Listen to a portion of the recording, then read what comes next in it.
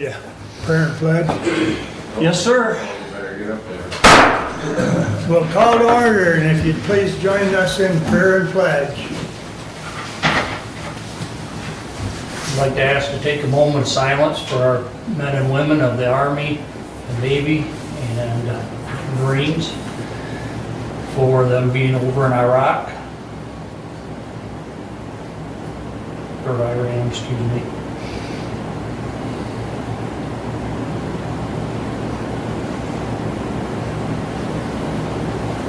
Okay. I pledge Allegiance to the flag of the United States of America and to the republic for which it stands, one nation, under God, indivisible, with liberty and justice for all.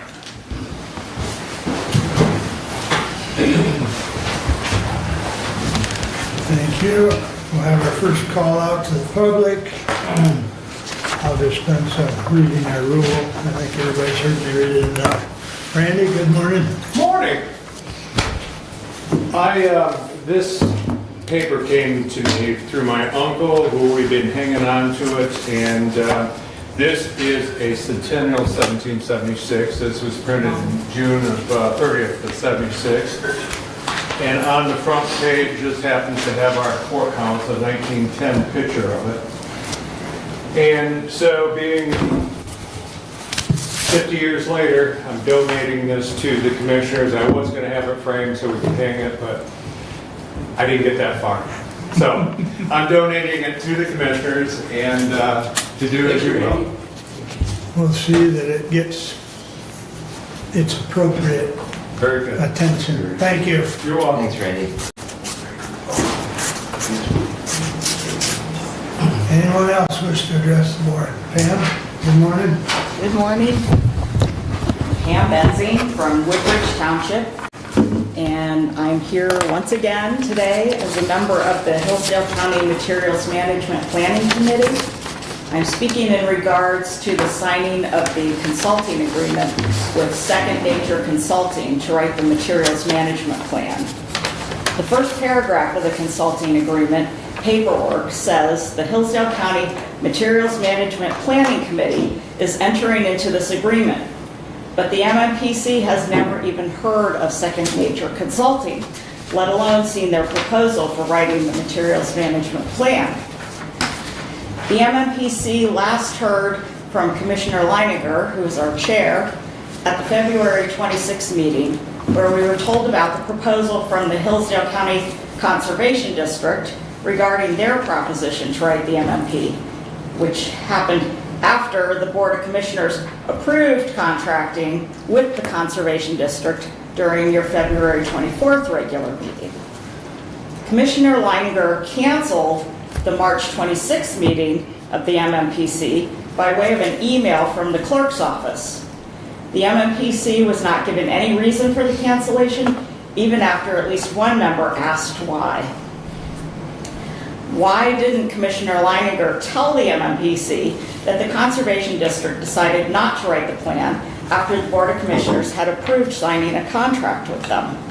Why didn't he consult with the MMPC regarding choosing a different company to write the plan?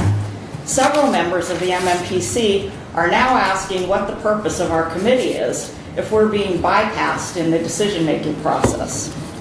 I found out about the change only when the consulting agreement with Second Nature Consulting appeared in the Board of Commissioners packet for today's meeting.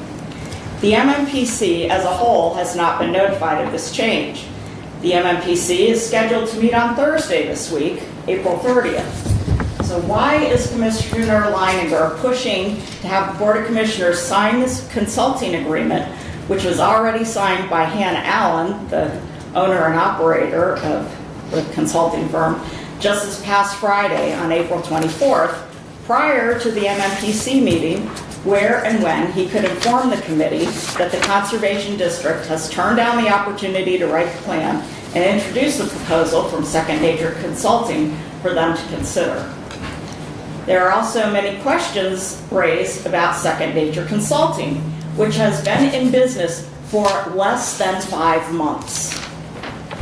They started in December of 2025. According to her LinkedIn account, Ms. Allen's experience is primarily in the areas of watershed management and groundskeeping, which she did while she was in college.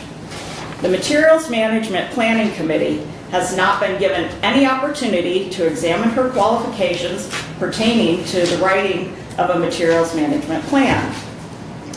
I would ask that the commissioners refer the consulting agreement with Second Nature Consulting back to the Materials Management Planning Committee and wait until the MMPC has the opportunity to discuss it and get answers to our questions before voting on whether or not to approve and sign it. Thank you. Thank you. Anyone else wish to address the board? Good morning, gentlemen. Ashley Risher. I'm from District 2. I had the opportunity to go to the Life Waste Board meeting in Jackson, and it was very interesting. While I was there, and I know you guys are going to discuss it today, but they actually made a motion to withdraw the bond request after, several of us that went up and we had a chance to talk, and we submitted the letter from citizens from Hillsdale County with over 500 signatures from the county asking that to be withdrawn. So I just want to encourage you guys to move forward with that today and withdraw that, or however the process would be. And I want to thank Commissioner Wiley and Commissioner Collins for finally listening to your constituents down here and making that decision. So, thank you. Thank you, Ashley. Anyone else wish to address the board at this time? Roy Bodanis, Ransom Township. I have to echo exactly what Pam said here about the trash committee. I'm not on the trash committee, but I am a fill-in for Cliff Feather from Ransom Township, who is on the trash committee. And if we don't need a trash committee, let's not have one. I mean, they have their work to do, the work that they're supposed to do, and it looks like they're being bypassed. Thank you. Thanks, Roy. Anyone else at this time? All right, thank you. I would entertain a motion to approve the consent agenda. Move to approve consent agenda as presented. Support. Any additions or corrections? All in favor signify by saying aye. Aye. Opposed, same sign. Correspondence is listed. Is there any comments on correspondence at this time? Doug? As we did here in public comment, the Lifeways letter to withdraw the request for bond is in the packet. For those that are interested, it's under in the agenda under section 5 in correspondence. It's listed as Lifeways letter withdrawing request for bond. And I just mentioned that did come from Lifeways themselves. Correct. Any other comments on correspondence at this time? All right. Entertain a motion to approve regular agenda. Make a motion to approve the regular agenda. A second. Moved and supported. Any additions or corrections? Hearing none, all those in favor signify by saying aye. Aye. Opposed, same sign. All right, that brings us up to standing order. Maggie, you gonna kick it off? All right, good morning. Good morning, Board of Commissioners. Thank you for your time this morning. I'd like to introduce some new programming that we have at the center. We have Bingo Size, which is an evidence-based program that we've implemented in our adult daycare center with plans to expand that program to our fitness center. We also have Fueling Hope and Driving Compassion, incentive going on that just started. This is a vital resource for individuals that are going through complex healthcare challenges and trying to fill that gap in non-emergency medical transportation and financial assistance. Both of those opportunities are made possible by the Hillsdale County Community Foundation. We're actively implementing Rendeavor, which is a virtual reality platform experience for seniors. This is also an evidence-based program to help overcome social isolation and encourage positive and shared immersive experiences amongst those that we serve. That was made possible by the Michigan Association of Senior Centers and Molina. We've started, in March, we started with all hearing audiology services. They come on site to provide free hearing tests and referrals as needed. Veterans are provided with free service, and that's a clinic that will run twice a year. In addition to coming on site, they also have a mobile service. They have reached out to local audiologists in the past without any interest in providing that service at the center. We have Secretary of State mobile office hours, which we've started doing at the center. They recently attended one of our senior breakfasts, and they will be returning in July, I believe. Smiles on Wheels will be at the center on June 26th, and they'll be conducting free oral care assessments and providing referrals for additional support if needed.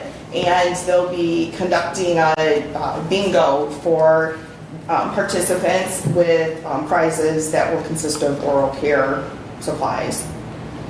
And another new program that we have is Take Pounds Off Sensibly TOPS. This is a 6-week program that started on April 6th and will conclude on May 11th. So you can see in your packets that it's sent out. Networking and outreach are always a priority. The more that we can share with others the good work that we're doing and who we're serving and why we're serving them, the better the position the center is in.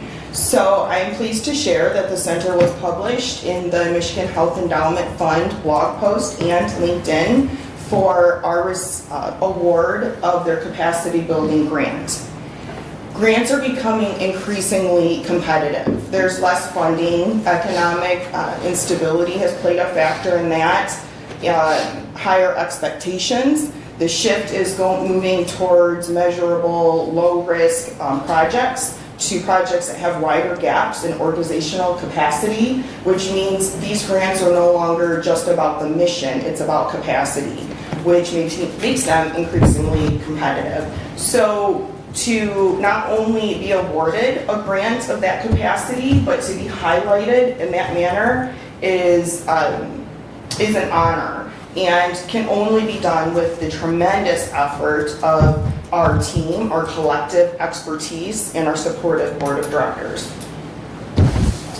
We recently had a peace of mind planning event, Planning for Life's Next Chapter, that welcomed many vendors and speakers to share education and awareness on living wills, trusts, estate planning, transfer of wealth, and above and beyond. It was well received. I believe the final number was 52 that we had participate in that, and we will be collaborating to host another event approximately August. Again, we continue to do the quarterly podiatry clinic. To date, we've served 116 people with that clinic, and it continues to fill with every event. We've recently placed new automatic external defibrillators throughout the center, and that was made possible by the Wellby Services Area Agency on Aging. Community connection remains very important. We've welcomed Hillsdale College students to participate with Day of Service, to visit with our guests and clients, and also just socialize with the clients and give them an opportunity for intergenerational connections.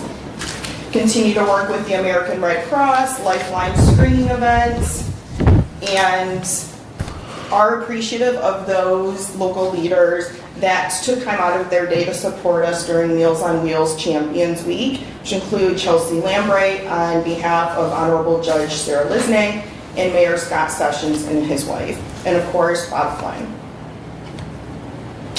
We have some new ways to get involved.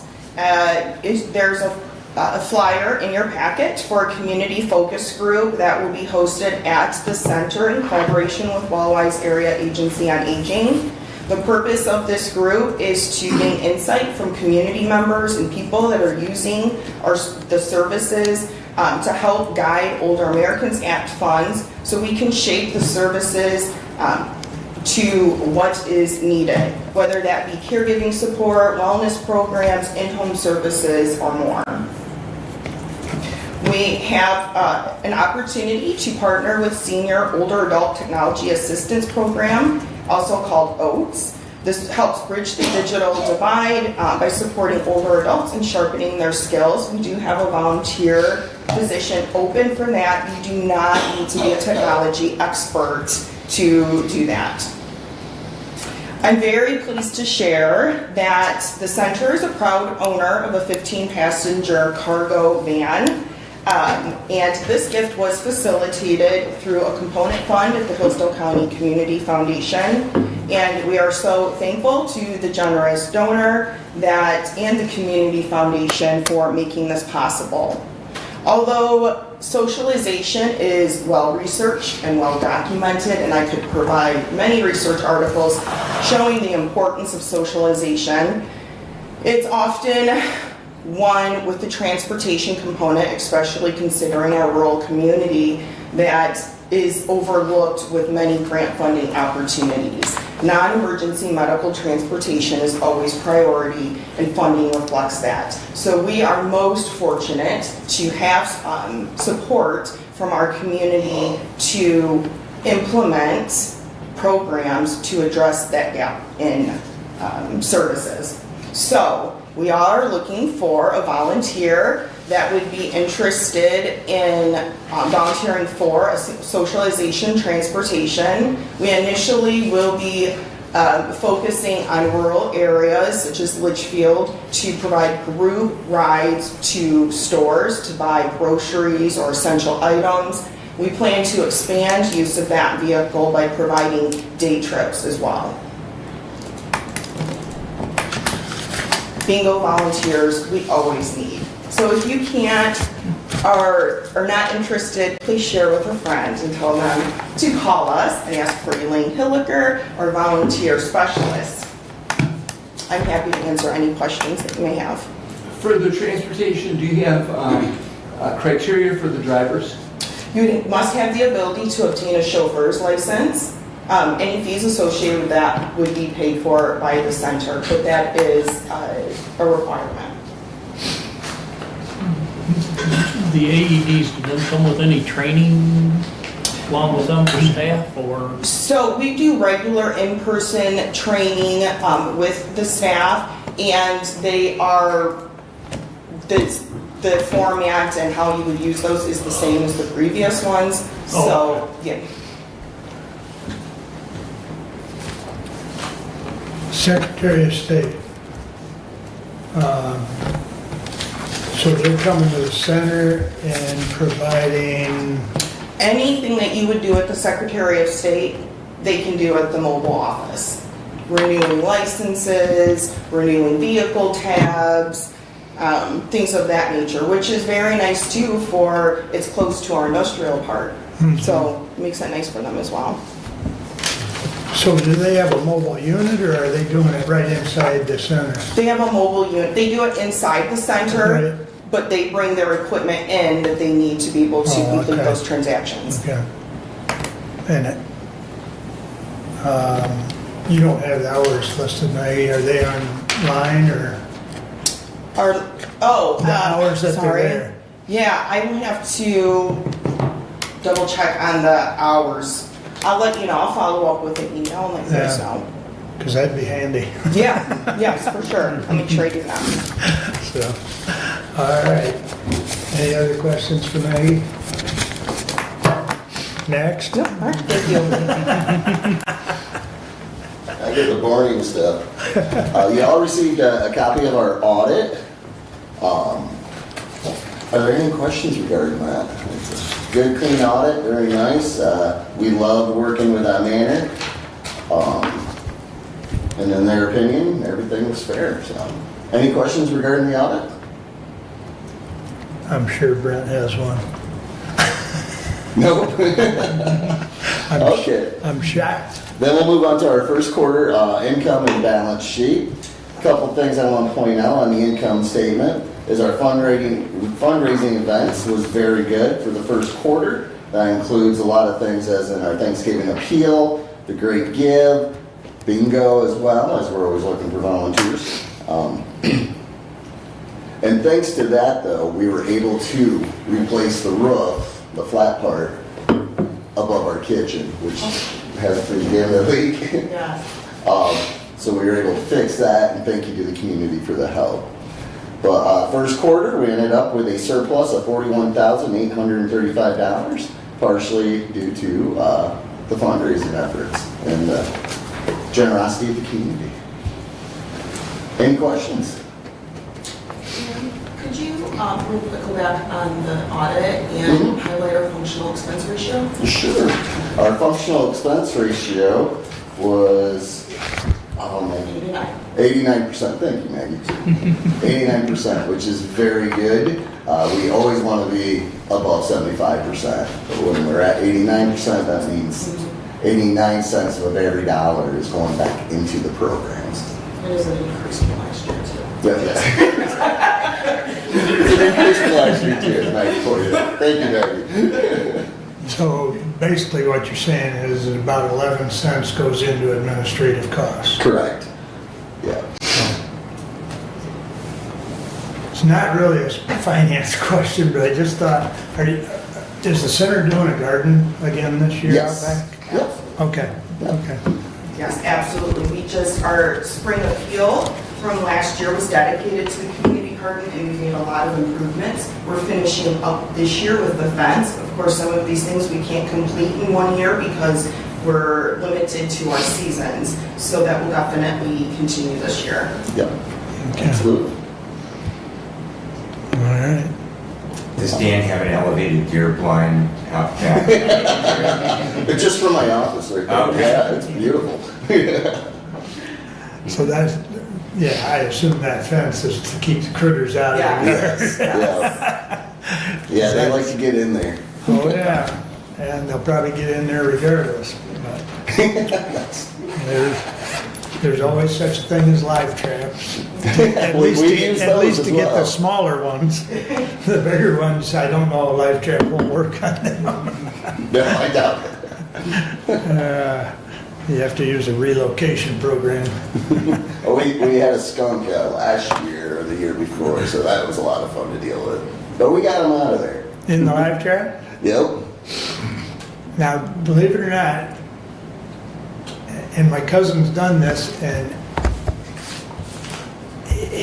if he hadn't have told me it works, I'd have said it's, full of it, but he caught 2 different ones in live trap, and I guess if you take and put a blanket over it, and then put it in the vehicle, and away you go, as long as you keep that blanket open and open the door carefully, you don't have a problem.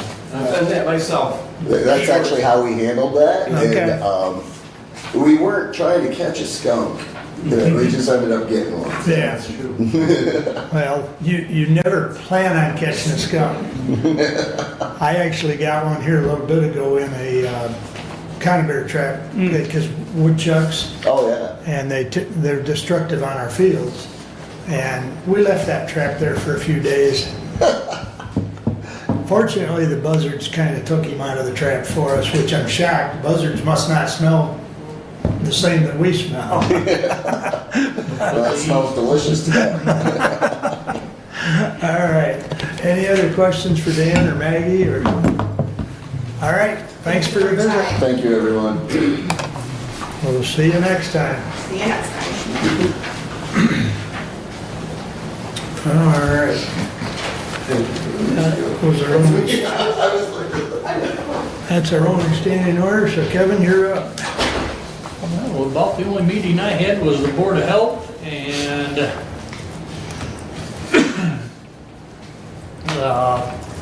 for the Board of Health, the Hillsdale office, they're gonna be starting on the air conditioner April 16th on the HVAC system. And in Three Rivers, the trusses will be built by May 1st and shipped out May 4th. And they're hoping to start placement just shortly after that of the roof and getting that done. And we did vote to upgrade the roof from shingles to a standing seam roof because it went from, I think, 25 years to a 50-year warranty for the standing seam. So, and they have an infrastructure grant that will pay for the balance because the insurance company will only pay for the shingles part of it, but they do have a grant that's for infrastructure stuff, so it will cover the balance of that. Is that grant through the state? Yes. Through the state? Yep. Okay, thank you. Yeah, it's a 4-year grant that they have for their buildings, so. And that's all I have. Questions for Kevin? Brad, your turn, sir. All right, I will start out with my action item 26 of 49 for the Honorable Board of Commissioners. The operation of telephone surcharge for enhanced 911 services in Hillsdale County shall remain at the current rate of $3 per month on all devices capable of utilizing 911 services effective the first day of July 2026 and continuing to the last day of December 2026. We hereby instruct Hillsdale County Central Dispatch 911 Director to notify the State 911 Committee of this rate as prescribed for law, and I would move for adoption. Support.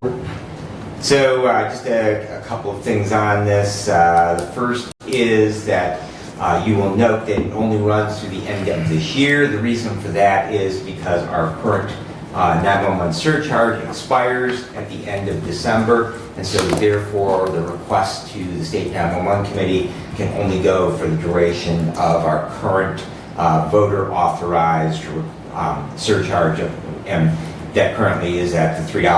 I will also add that the $3 per month is the maximum allowed under the law.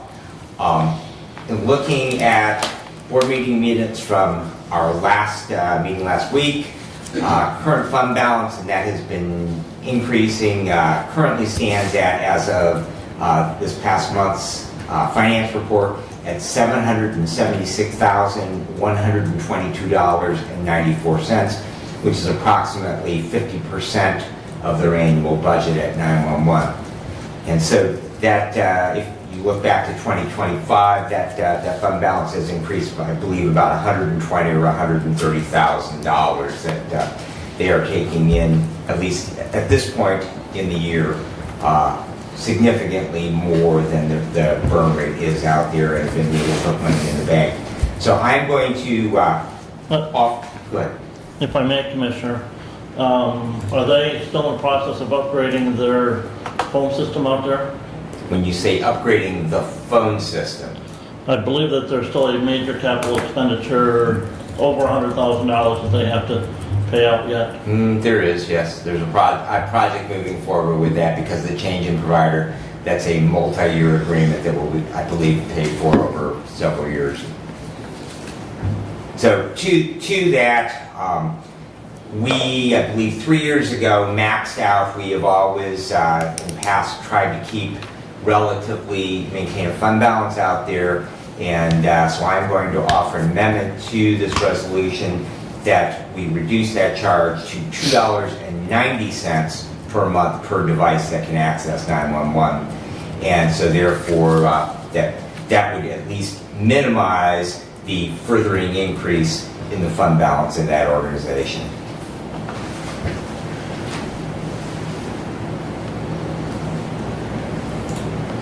Was that a motion?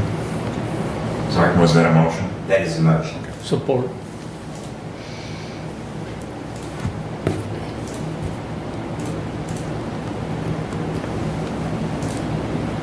discussion on the amendment. Go ahead. Doug.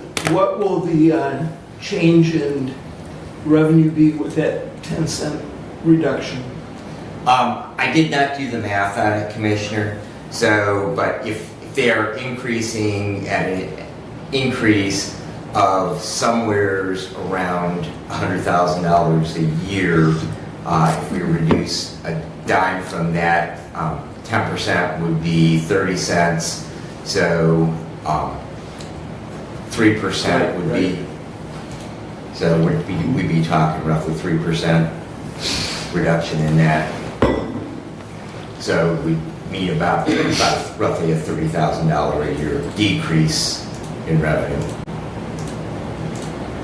And this will go through December 31 of '26, when we get to, when the millage passes eventually at the election, it will then, we will then look at the rate again, or the 290 will continue?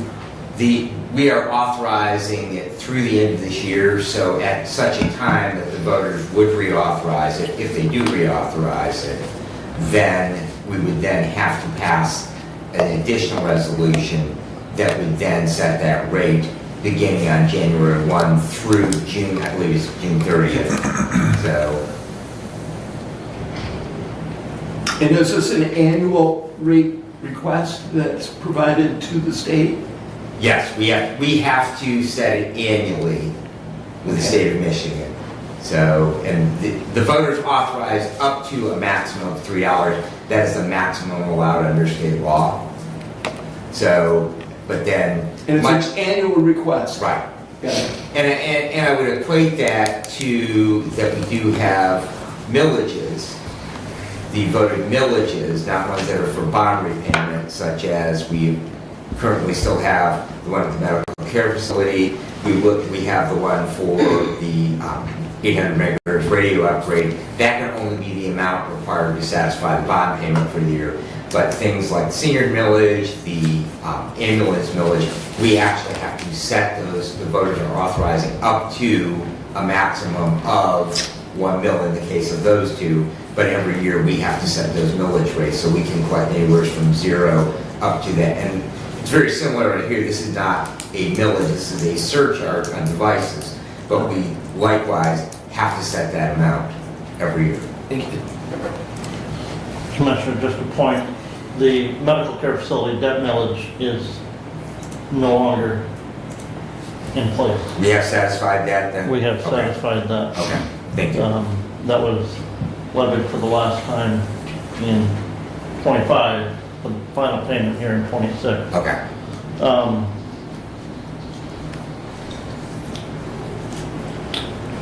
I have had some conversation with the 911 director about this, and knowing where we're at with that voter approval authorization of that surcharge, he's concerned about any decrease in that monthly rate right now, because if that is not approved by the voters this year for us to continue to levy that surcharge, we will desperately need that fund balance and that approximately $50,000 a year that is the difference between the $290 and the $3 on a $15 million revenue, a $1.5 million revenue out there. So, and there's still some uncertainty with 911 regarding the ongoing future operating costs of the new 800 megahertz system that will be paid for with these 911 funds. That cannot be paid for with the bond revenue, because that is just for the construction of that.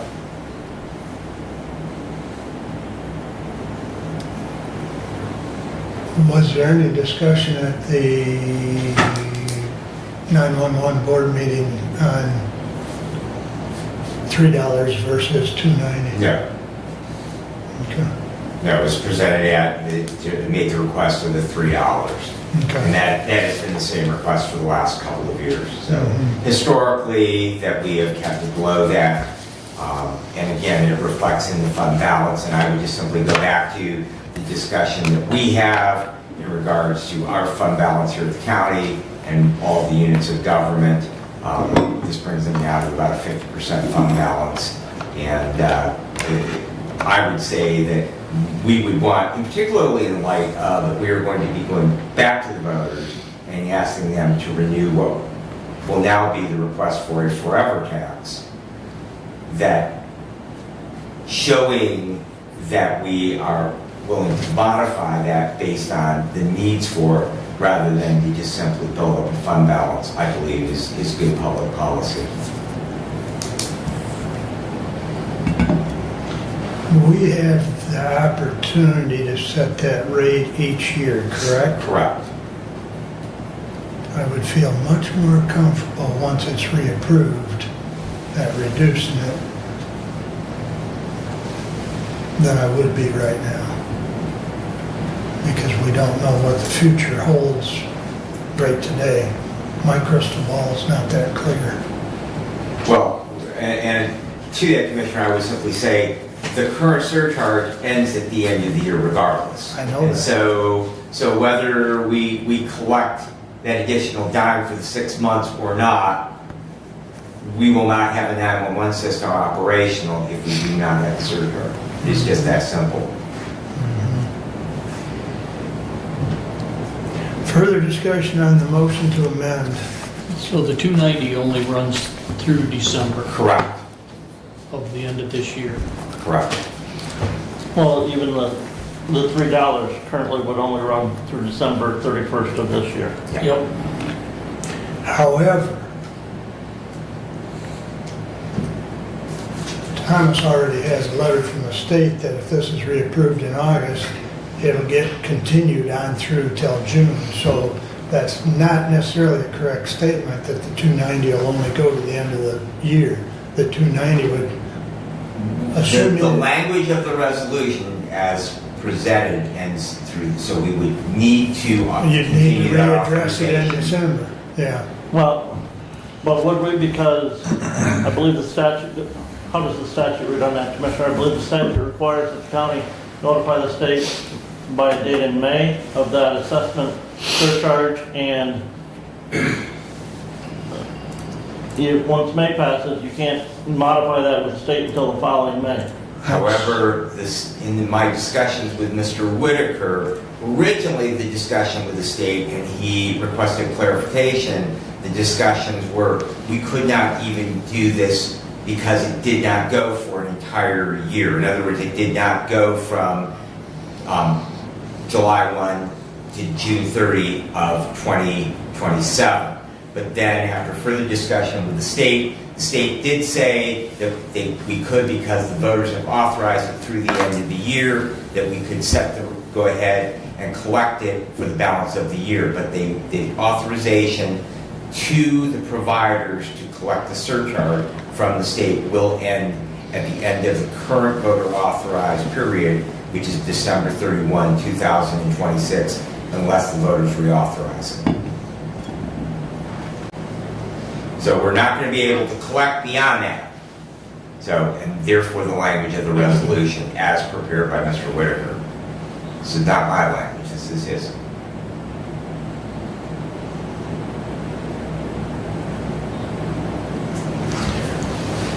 Further discussion on the motion to amend to 290. Doug, go ahead. Yes, with the substantial fund balance and with the election coming in August, is that correct? Correct. That, to me, it's a good faith for the community and for the voters for a 10-cent reduction in the future. This can be addressed as needed. I think it's appropriate and reasonable to create the $2.90 surcharge. I still question whether statutorily this 290 reduction will run right on through till the following June, because we set the rate in May. We set the rate in May, but the voters have only authorized its collection through the end of this year. Show me legal authorization to collect it ends on December 31, I understand, but 2026. the communication from the state indicates that they'll continue this on, assuming it's approved in August.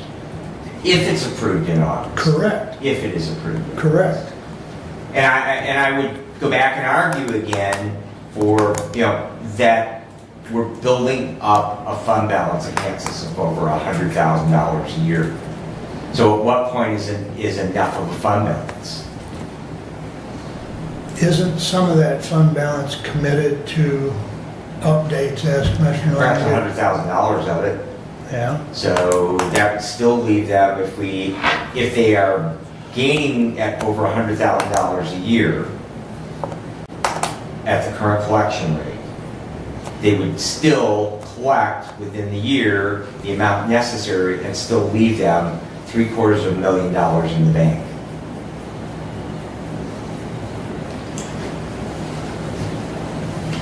well, further discussion on the motion to amend. Roll call, please. Commissioner Benzing? Yes. Commissioner Leininger? No. Commissioner Ingalls? Yes. Commissioner Collins? Yes. Commissioner Wiley? No. The amendment passes 3-2. So the resolution now would read $2.90. Any further discussion on 26049 as amended?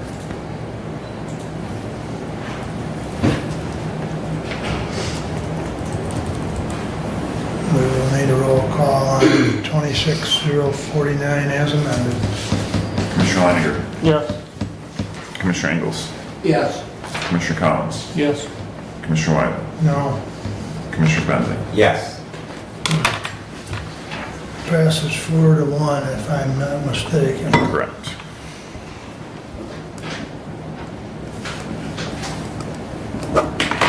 Thank you, Commissioner. I will continue with my report. Please continue. The department heads met on April the 24th. Building inspection reports that they are reviewing, as previously reported, the plans for the new culverts that will be at the intersection of Moore Road and M99, right there where the traffic light is. There is also a strip mall slated for construction at the corner of Lewis and Carlton Road, opposite from the former whatever the motor, where their used car lot was. They're going to build, I believe it's a 4-unit strip mall. South side of the curve. Yeah, Yep. south side of the curve. The sheriff did report the jail was at 78 inmates as of last Friday.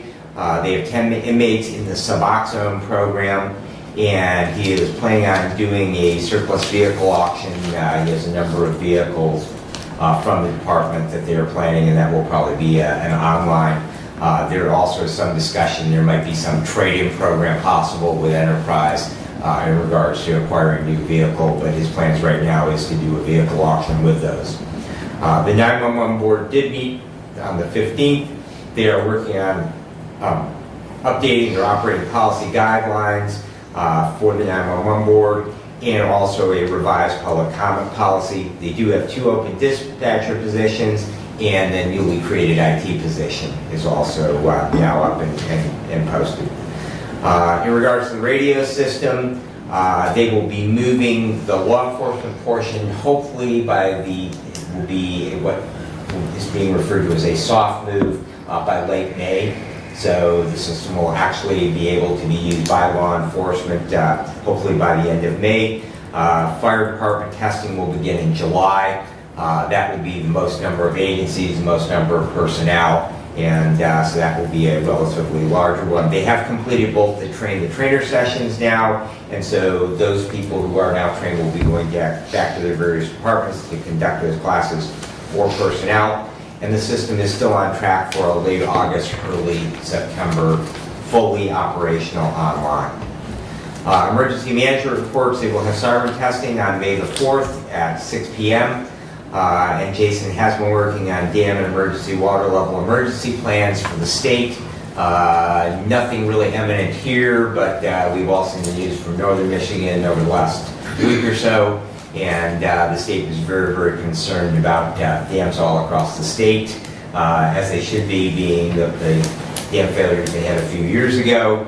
So they have been working with them in that regard. We did receive a proposal back from the Greater Hillsdale Humane Society, as well as a separate request from them that the county begin plans to construct their own shelter facility with the potential for an operating plan with the Greater Hillsdale Humane Society. And the Public Safety Committee, along with the sheriff, will be further reviewing that.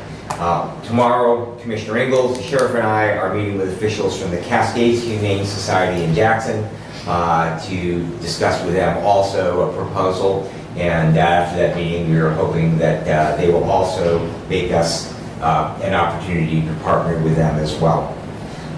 We did have a meeting scheduled for last week with Branch County to request their now former prosecuting attorney to discuss medical examiner issues and the possibility of collaboration. That was scheduled for April the 22nd. It was canceled by their administrator the evening before. The prosecutor there has now been elevated to a vacant judge position, so the prosecutor's position is vacant. And they did express that they are no longer interested in any further discussions in regards to a medical examiner partnership with Hillsdale County. Community Corrections will meet on Wednesday at 5 p.m. And Mark Katz informed the Community Corrections Board last week that in the draft 2027 state budget that the Community Corrections funding has been eliminated from that. And he is encouraging all members of the Community Correction Board, and I would also encourage my fellow commissioners, that it has been very valuable to us, not only in the fact of reducing population in the jail, but Mark has also done very significant work, recovered well over $100,000 from the Department of Corrections in boarding fees for inmates before they have moved on to incarceration with Department of Corrections at the state level, and has helped our budget very significantly by getting that reimbursement from that. And so that program has been invaluable to us and our budget here in the county. And so if you do speak with either our senator or our state rep, I would encourage you to have a conversation in regards to that and how beneficial community corrections has been to Hillsdale County. And that concludes my report unless there are questions. I believe that issue on community correction has not come to the House yet, but it has been in the Senate? No, Commissioner. Or is it vice versa? The House passed their budget on Wednesday evening at about, the general fund budget passed, I want to say about 8:30 p.m. Wednesday evening, and that is in the... And that is without the community correction? That is without, I need to double check to see if they moved that to the Department of State Police, but they did remove it from the corrections line. Okay. So I know Cole talked to me one day last week, I don't recall which day, so it may have been prior to that, but I know it was still being kicked. And he as well as Judge Lisney was concerned, as far as exactly what you indicated. But, in respect to the sheriff's comments, and I believe Jason has already resubmitted a request to the opioid committee to do away with the strips or the Suboxone, yes. Thank you. I was trying to think of the name of this stuff. And go to the injectable. The injectable product is a little more expensive, but it's once a month instead of, I think this Suboxone is what? Weekly. Weekly. So it'd free up time, and at the end of the day, the cost probably gets real close because of the time spent doing shots once a month versus doing the Suboxone weekly. And there's been some abuse of the Suboxone. Correct. So the judges talked to me about it as well as the sheriff, and I'm going to bring it back to the opioid committee to help out with because I believe the shots are close to $1,000 a month for one shot, but it lasts for a 30-day period. So, and they're only using it on inmates that are there, for an extended period of time. They're not putting anybody into a program that's, short term. So, but And two, that we have no local Suboxone programming, I believe. So in other words, once they're discharged from the jail, Oh, yeah, the continuity of care becomes more difficult. right. Well, and No, the provider at the jail is located locally, so there would still be that opportunity for that treatment. potentially. And the judge can refer them to, if you remember, last meeting or the meeting before, we approved some funding for her to send some individuals up there to Saginaw, I believe it is, I would be inpatient. for that. Yeah, but that would be extended care. And then, of course, most of those, when they return, she makes sure they go through the drug treatment program. So they're trying their best to make sure it's continuation of care. So, which unfortunately, some of those need. But, okay. Any other questions or comments for Brad? All right. Brent, I believe you're next. All right. First action item, resolution 26-050, to the Honorable Board of Commissioners. We authorize the Board of Commissioners to sign the attached consulting agreement with Second Nature Consulting, 4680 Swellfield Road, Osceola, Michigan 49266, to develop a material management plan for Hillsdale County for an amount not to exceed $56,250 and move for adoption. Support. As mentioned in public comment, we had in the past considered entering into an agreement with the Conservation District. Through those discussions, the Conservation District had been in contact with Hannah Allen from Second Nature Consulting, who recently moved to Hillsdale County, worked in municipal materials management planning down in Indiana, post-secondary, or after her collegiate education was done. She had written a presentation for the Conservation District, and the Conservation District decided not to pursue the administration portion of that. Commissioner Collins and I on the budget got together with Ms. Allen, discussed the possibility of her entering into a contract directly with the county, be the county's DPA, designated planning agent. If you go back and read the law that was enacted in 2002, the county has to have a DPA who is to write the material management plan. The committee is to work with the DPA and oversee the work progress of the DPA. The committee is not to write the plan. The designated planning agent is to write the plan. This agreement is with Second Nature Consulting, and they will then be designated with the state of Michigan as the designated planning agent for the county, which will remove Commissioner Wiley from that spot on the state website. And we will use the material management planning grant, which we still have $72,000 available from the first year grant program to pay for the funds to take care of this writing of the material management plan. Still working with the planning committee to oversee that, make modifications to that, and the committee still has the sign-off on the plan itself, but it's the county approving agency, which is us, the Board of Commissioners, have to designate the designated planning agent. And Commissioner Collins and I firmly believe that Second Nature Consulting is that firm to be the DPA for the county. Brad, go ahead. I'm going to move that we refer this back to the Materials Management Planning Committee for their review at their meeting this Thursday, and then the resolution be reconsidered after the review by the Materials Management Planning Committee.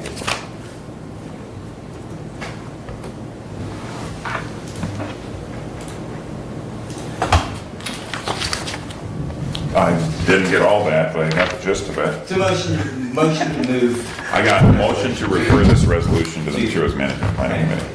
Is that okay? Does that motion have a support? Moved and supported. Discussion. Commissioner, that is not a role of the Material Management Planning Committee.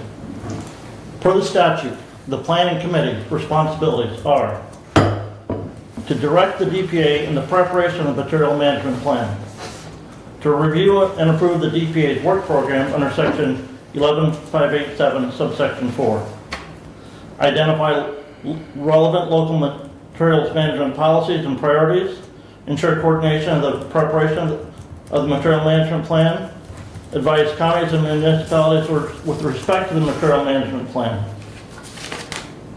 ensure the DPA is fulfilling the requirements of Part 115 as to both the content of the material management plan and public participation. The community or the county approving agency shall designate the DPA. That's us. County approving agency is the Board of Commissioners. It's not the Material Management Planning Committee. Their role is to oversee the DPA once designated in writing the plan. But the DPA writes the plan.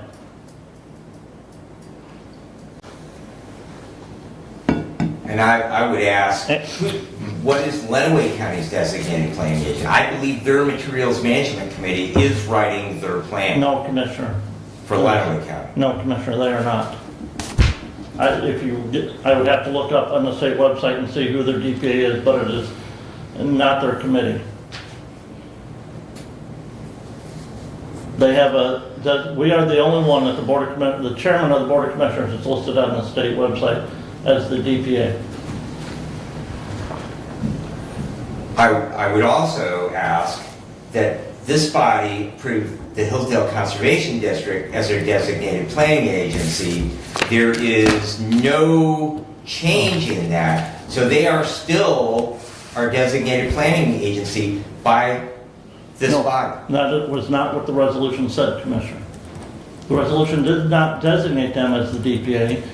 It said we're going to enter discussions with them about becoming the DPA. Nothing has come from those discussions with them. They are not listed as the designated planning agent.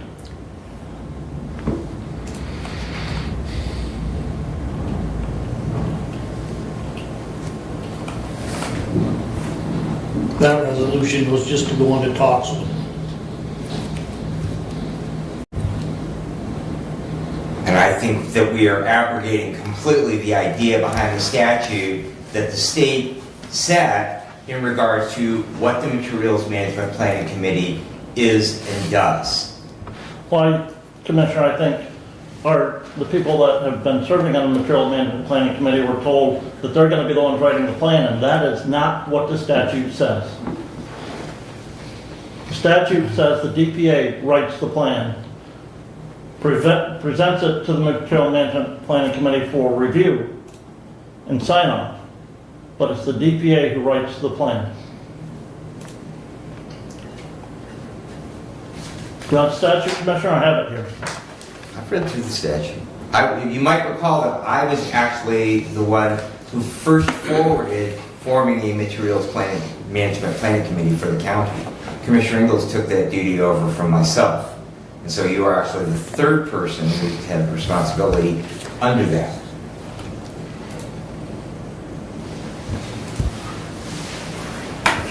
And I find it interesting that it was that your read of the statute has suddenly become where you are now an opponent to the idea when we spent over a year with our Materials Management Planning Committee building the first draft plan, submitted to the state approved that with no problems, the state approved it, they required a few minor tweaks, and they then authorized the funding of the work we had done so far.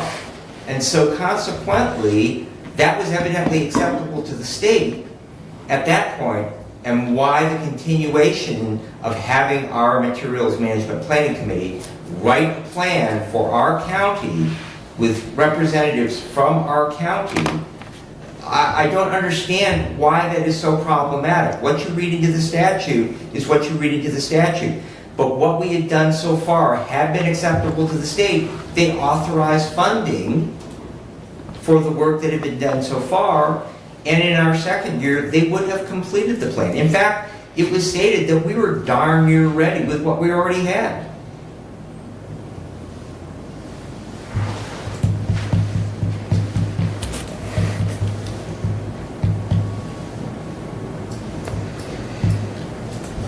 Go ahead, Doug. So when I, as chair of that committee, set up the components of the committee, we have LRS, who's a service provider in the city of Hillsdale. We have Jefferson Township Transport Facility, City of Township, Amboy. We have members of the committee that have skin in the game. Our intent, my intent, was to follow the guidelines of Eagle in creating our materials management plan. It was worked on by the committee. It was submitted to the state and approved. It has always been the Hillsdale County approach to have local input for our materials management plan. The difficulty with the statewide program is that it's geared for Wayne County, Oakland County, Kent County, Saginaw County. It's not set up for the rural counties in the state of Michigan, of which there are 40 thereabouts that are rural. As we did this plan in Hillsdale County, I had constant conversations with Eagle to make sure we were on track, to have the plan massaged in a fashion that would be a local plan. And with their meeting on Thursday, to approve this resolution today is contrary, just in terms of communication in our own backyard. I think it's totally inappropriate to have this brought to the Board of Commissioners before having discussion with the Materials Management Planning Committee. However, the decision is made to move forward or not to move forward with the consultant. If you recall, we had discussed having a consultant with Region 2. That was not a path that this board wanted to follow. I acknowledge and agree that we need help in writing this plan, but I do not agree with this body deciding 3 days before a planned meeting to all of a sudden essentially spring this on the Materials Management Planning Committee that has been working hand in hand in a cooperative fashion for our local community in our own backyard, especially with the addition of Lake Pleasant Recycling. The ultimate goal of Eagle in the state management plan, waste management plan, is to meet benchmarks. I think we're either at the benchmarks or soon to meet the benchmarks with the service providers that we have in our own backyard. And I'm not sure what a consultant can do other than take our money. And I think that would be my comment. Commissioner? So I've heard that the committee said, submitted a plan. No, Commissioner, the committee submitted their first year work project. That was not a plan at all. Okay. Nothing to do with regard to the material management plan. It's Well, where I was that going, work project then allowed us to qualify for $5,000 grant of the first year grant of the $82,873. Which absolutely was part of the steps in making it through to year 2 and year 3. You start with year 1, Commissioner, then you go to year 2, year 3. We were well on our way to making it happen. Commissioner, we should be done with writing the plan already because year 3 is up to a 1-year process of notification, meetings, and approvals by local units of government and public hearings regarding that plan.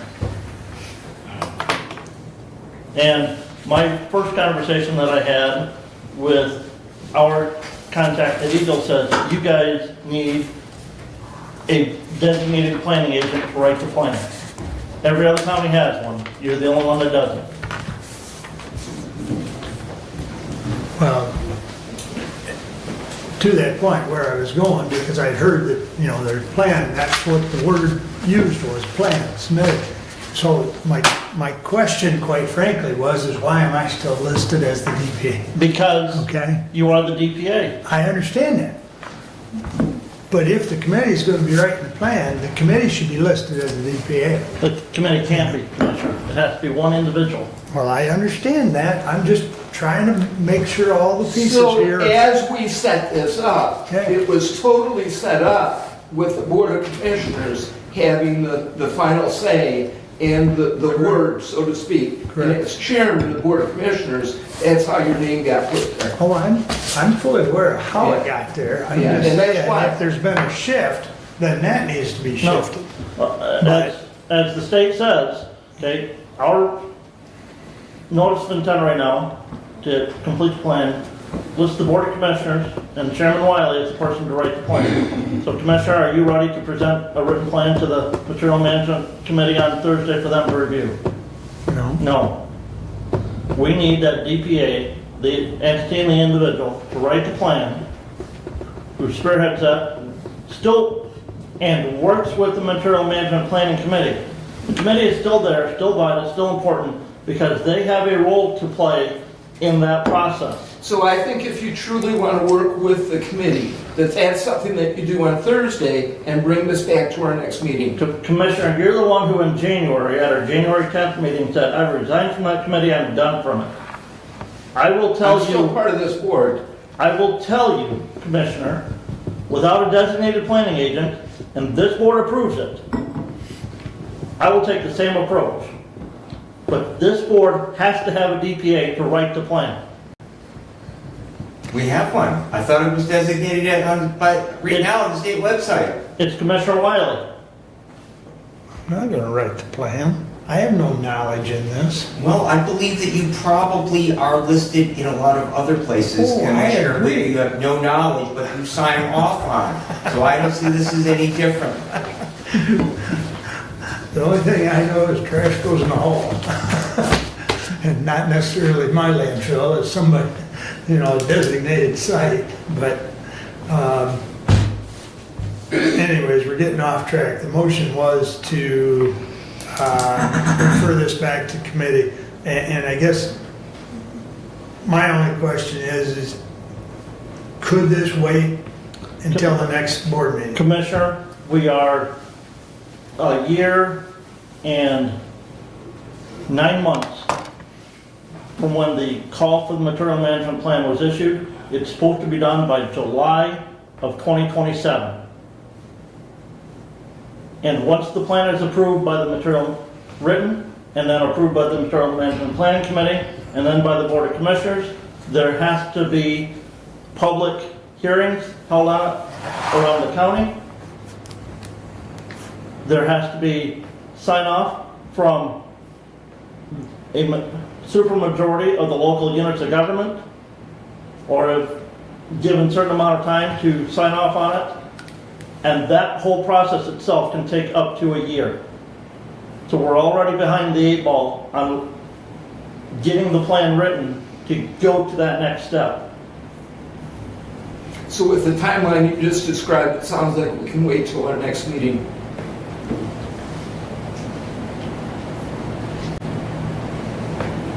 And this is where this committee is to review the plan. It's not in the makeup of who's writing the plan. That's at the Board of Commissioner level. If you go back, the DPA should have been designated before we created the committee. It's an order of hierarchy, Commissioner. And the committee doesn't designate the DPA, we do to the committee, and then the DPA works with the committee.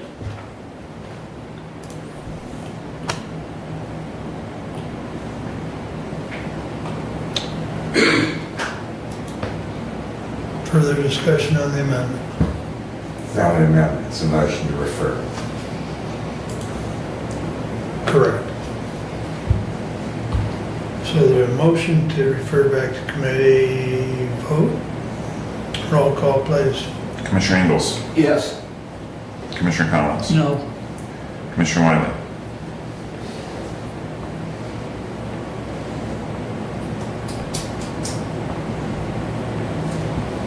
I'm gonna say no. Commissioner Benzing, Yes. Commissioner Leininger, No. 3-2, failed. failed. Okay, further discussion on resolution 26-050. I will point out, I had the contract reviewed by our legal counsel. There were many changes that he had requested to be made, those have been made. I did not catch that it's a contract between the county. It should be just Hillsdale County. It should not be Hillsdale County Material Management Planning Committee. The contract, I've asked Hannah to update that, because she has it in her document. So we will get a contract that it's just between Second Nature Consulting and Hillsdale County, not the County Planning Committee. Okay. And we will receive the usual certification of liability insurance. We already have that, Commissioner. Already have the liability insurance, already have we will have the WC 337 for the waiver of workers' compensation as her entity, is an entity but has no employees. And we have to have her sign the Iran disclosure document that our legal counsel provided, so.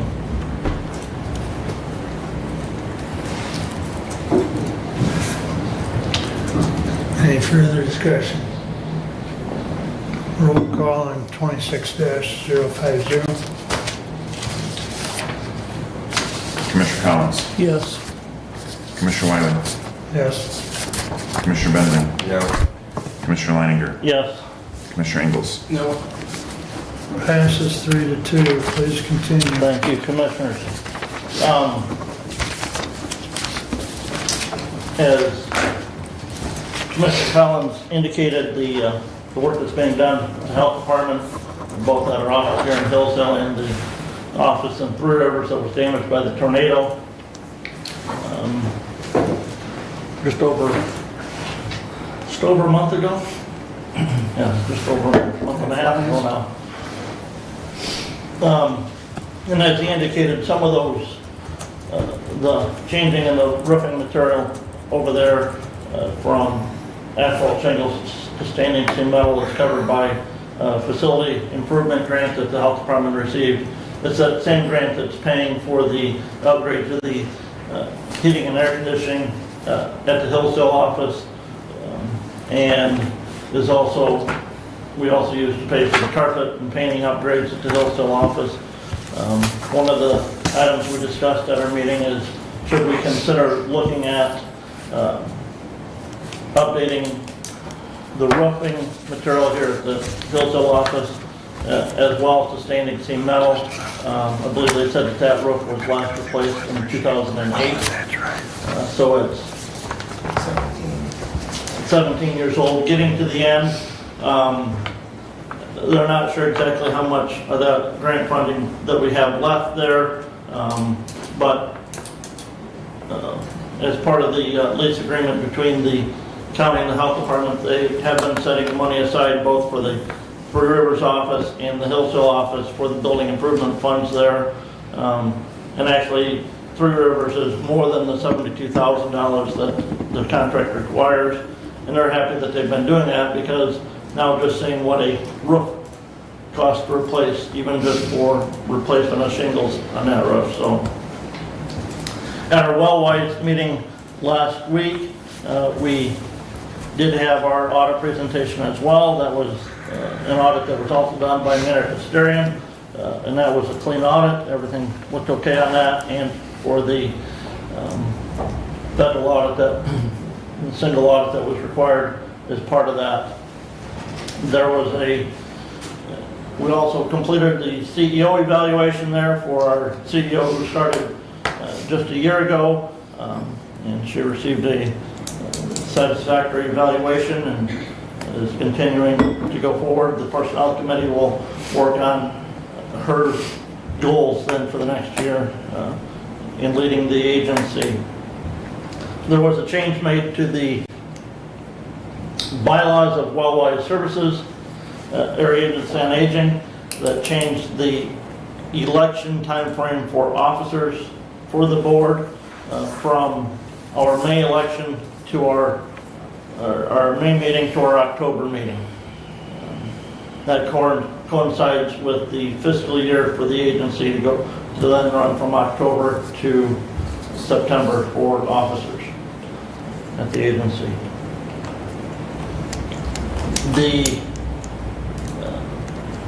Friday, we have my meeting in Bryan. It's at 9 o'clock Friday morning down at the county building out just on the east side of town there. Mentioned in the public comment and also part of the packet, and Commissioner Ingles mentioned this, the communication from Lifeways regarding their written request to withdraw the request for the issuance of the bond. After receiving that by email, I did reach out to our bond legal counsel on that. Commissioner Benzing, you had asked at, I believe, the Two meetings back regarding that. Without the Board of Commissioners taking further action on that, that notice of intent is active in perpetuity. And so, without further action, a Board of Commissioners 10 years from now could issue bonds for Lifeways to construct the building. And so with receiving that letter from Lifeways to withdraw that request, I have had communication with the bond legal counsel as to actions that we can take to cancel or revoke that notice of intent. He indicated that the first thing we would have to do is to rescind Resolution 25-095, which was the resolution that was amended in July of last year to put that on the ballot. And then we would have to take up other action dealing with the canceling or revoking of that notice of intent to issue the bonds. And so I will ask him to prepare that additional language to revoke that notice of intent. But I'm also providing notice that at our next meeting, I'll bring forward a motion to rescind Resolution 25095 according to Robert's Rules of Order, so that we can be compliant with that legal standing that the bond counsel says we have to take.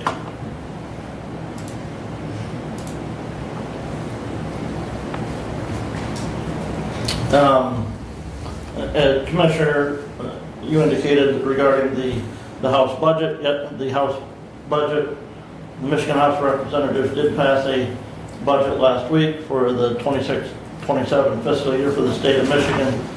Obviously, that's just one part of that whole process. What will end up as being the final budget is still up for debate between the House and the Senate. A couple of things of note that were in that House budget, other than the removing of the community corrections funding, but there was an increase in state revenue sharing and the public safety grant funding that was created a couple of years ago for counties and cities, townships, and villages. So I believe there was about a 10% increase in revenue sharing in there. So if it equates, that would be about an additional $100,000 to the county on that. So, but again, that's just the first budget that's passed. The Senate, I believe, is going to pass their budget this week, and we'll see where the two come together at on a final budget. Finance director has been getting things finished. I'm not sure exactly what day, but I believe that the auditors will be working on our audit here starting in May. And that is all I have at this time. Any questions or comments for Ron?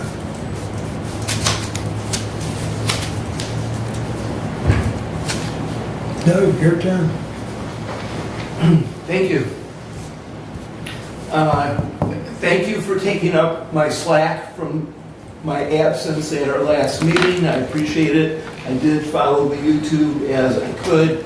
I was out of town for the week, and it was really one of those times when I was able to turn off my phone, and so the texting and emails were addressed when I got back for the most part. If I missed any, please do,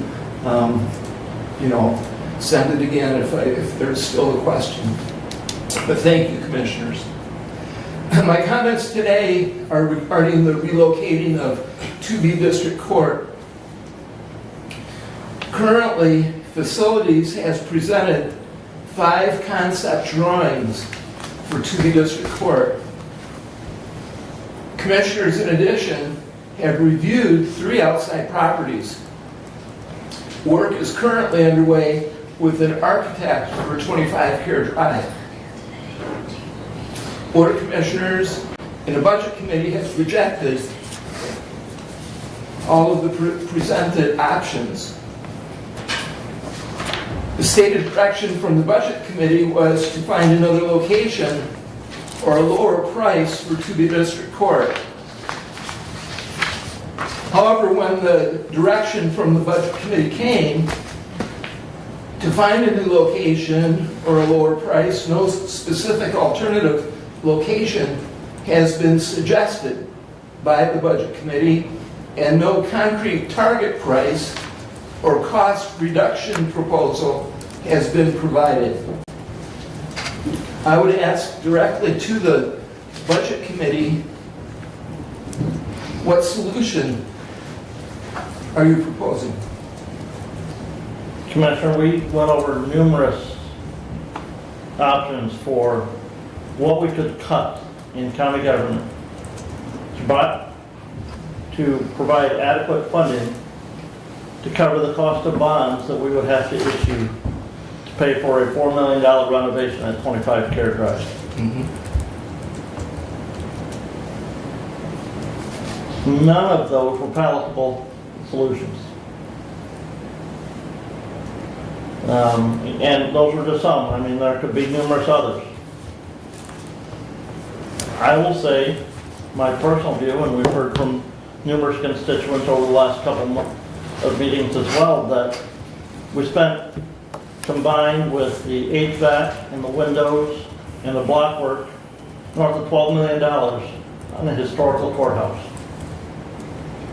That we should find a way to put the district court into the historical courthouse.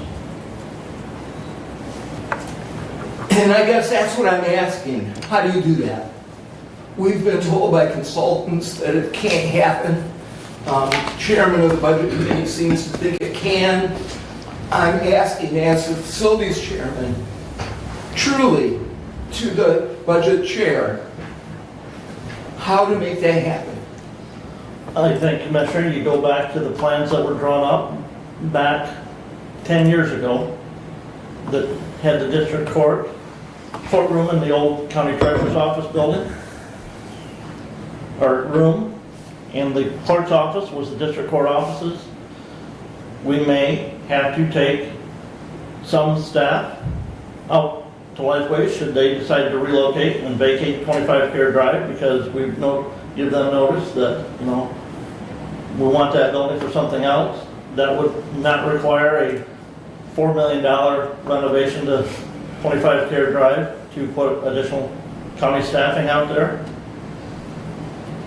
But without voter approval of additional funds, without major cuts to multiple county departments, we don't have the funding to pay for a $4 million renovation to 25 Care Drive. Understood.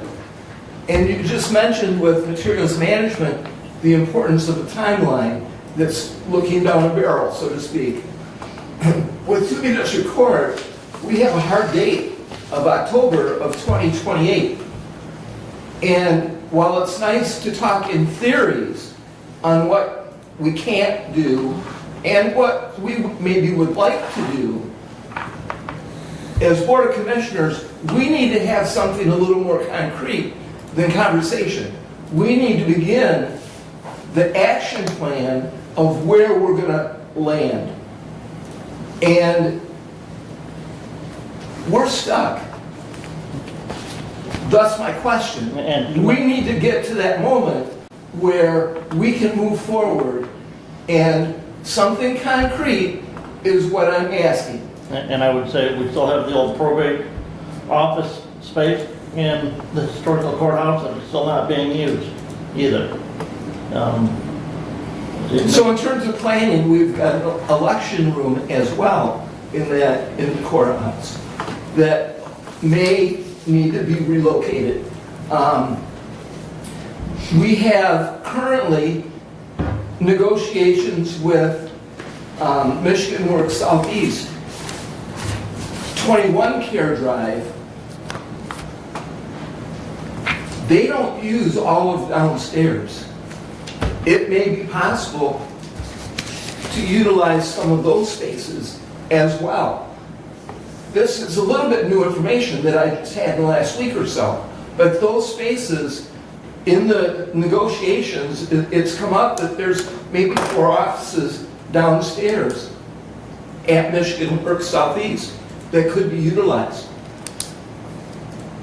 The plan beyond talking points is what I'm striving for right now. We need to start moving certain offices.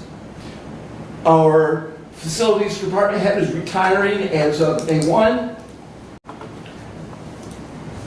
Historically, the facilities department head made decisions on where certain offices can go. We're at a point where certain offices need to start moving just by way of IT. We can't wait until a moment when all of our hair is on fire to make things happen. We are dependent on other people. We are dependent on their schedules. We are dependent on vendors. Even if we stay, as you suggest, in the courthouse, there's certain renovation that needs to happen. What renovation is that we need to do? There's walls that need to be built. There needs to be furniture that needs to be moved. There needs to be a shuffle to occur. Somehow, these pieces need to start moving beyond the fact of conversation. And that's where I'm at as committee chair, to find out the direction that this board will approve. I'm only one vote. If I'm in private business, I can decide this morning, and by afternoon, it's well on its way to being done. That's not how we operate. It requires 3 to do or not to do whatever we do. And as I say, there's been 5 concept drawings rejected. Reviewed 3 outside properties rejected. The work currently underway with the architect for 25 Care Drive is on hold. It was placed on hold because we're looking at other properties. What, commissioners, are we going to do?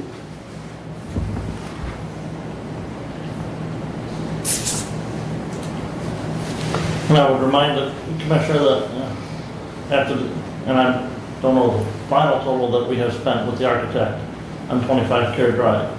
But prior to entering into that contract that I believe was up to $110,000. I think the total was maybe 130, and we've spent about 80, I've been told. So we have approximately $220,000 to $250,000 left from the sale proceeds of the courthouse Potentially. annex. I don't know the total. I don't know that, Yeah. that You're final in that- figure right now either.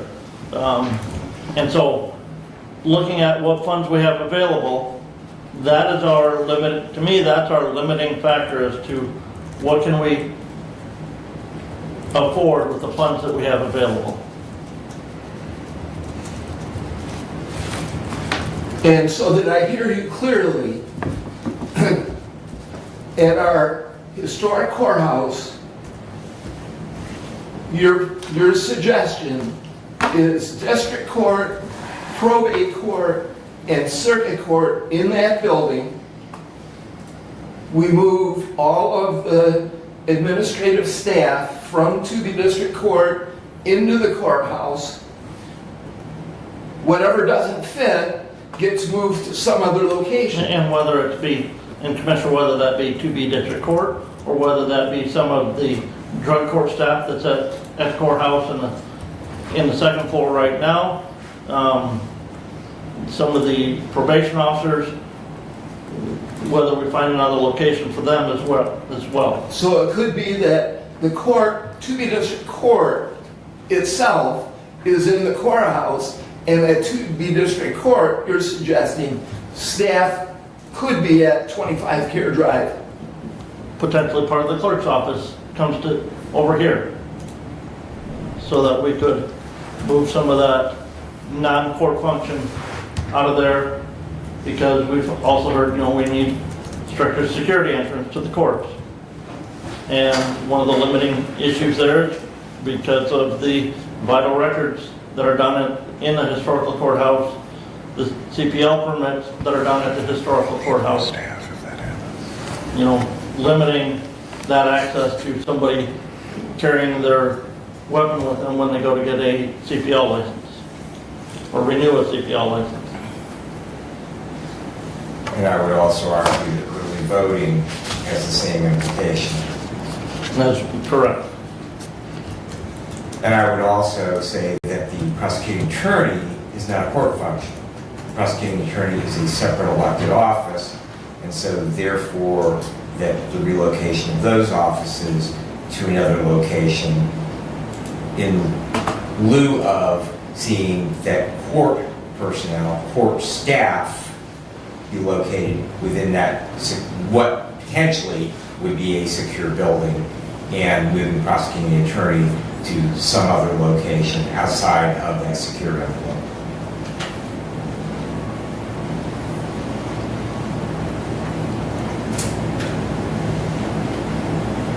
Try to think what, And as Commissioner, as you had indicated, we had a couple of closed sessions to discuss the purchase or lease of real property. Nothing has come as a result of that. You had indicated after the last meeting that you had some other thoughts, some other plans. We had a meeting scheduled and you were unavailable to meet, and so I guess what were those other plans that you have? So, we've been told by our consultant, Nathan Hall, many times, and we've been told by Scale as well, the state court administrator's office, that 3 courts cannot fit in that building. What Nathan Hall did not know when he drew his plans was that 25 Care Drive, and now perhaps even part of 21 Care Drive, would be available for certain offices. He did not know that.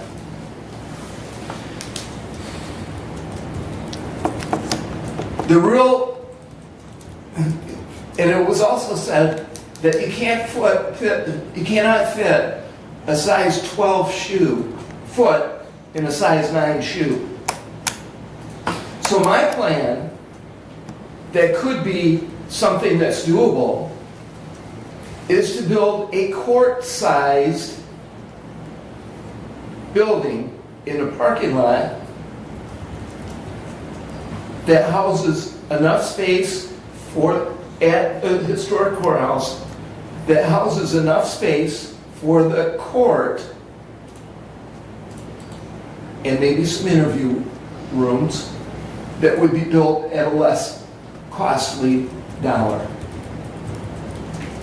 So that provides the location and the less expense that was requested.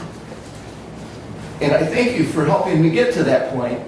I think that with the space at 25 Care Drive, which will mean we need to notice Lifeways, if we're going to use that space, that they need to have a 6-month notice of move, that we can accomplish, as you say, shuffling of an election room, shuffling of maybe the court, juvenile court and others, maybe shuffle some of the clerks, maybe shuffle other offices, okay? But until we get to a point where we have a destination of to be district court, we don't know what those moves are going to be. It's easy to talk about the moves on this level, but this level isn't what we need to move. What we need to find is where the court itself is going to be. Once we find where that court, and this Board of Commissioners can commit to where that court is going to be, then we can define where all the other offices need to be. And that's the discussion that we need to have, but we need to agree. And I can tell you that I do not agree that all 3 courts can fit in that building as it exists. As it exists, it will not happen in the fashion you suggest. It cannot happen that way. So, to get to the point of my desire of trying to find what and where, this body needs to help decide that, because one commissioner, whether it's me or you or any of us individually, we cannot do that.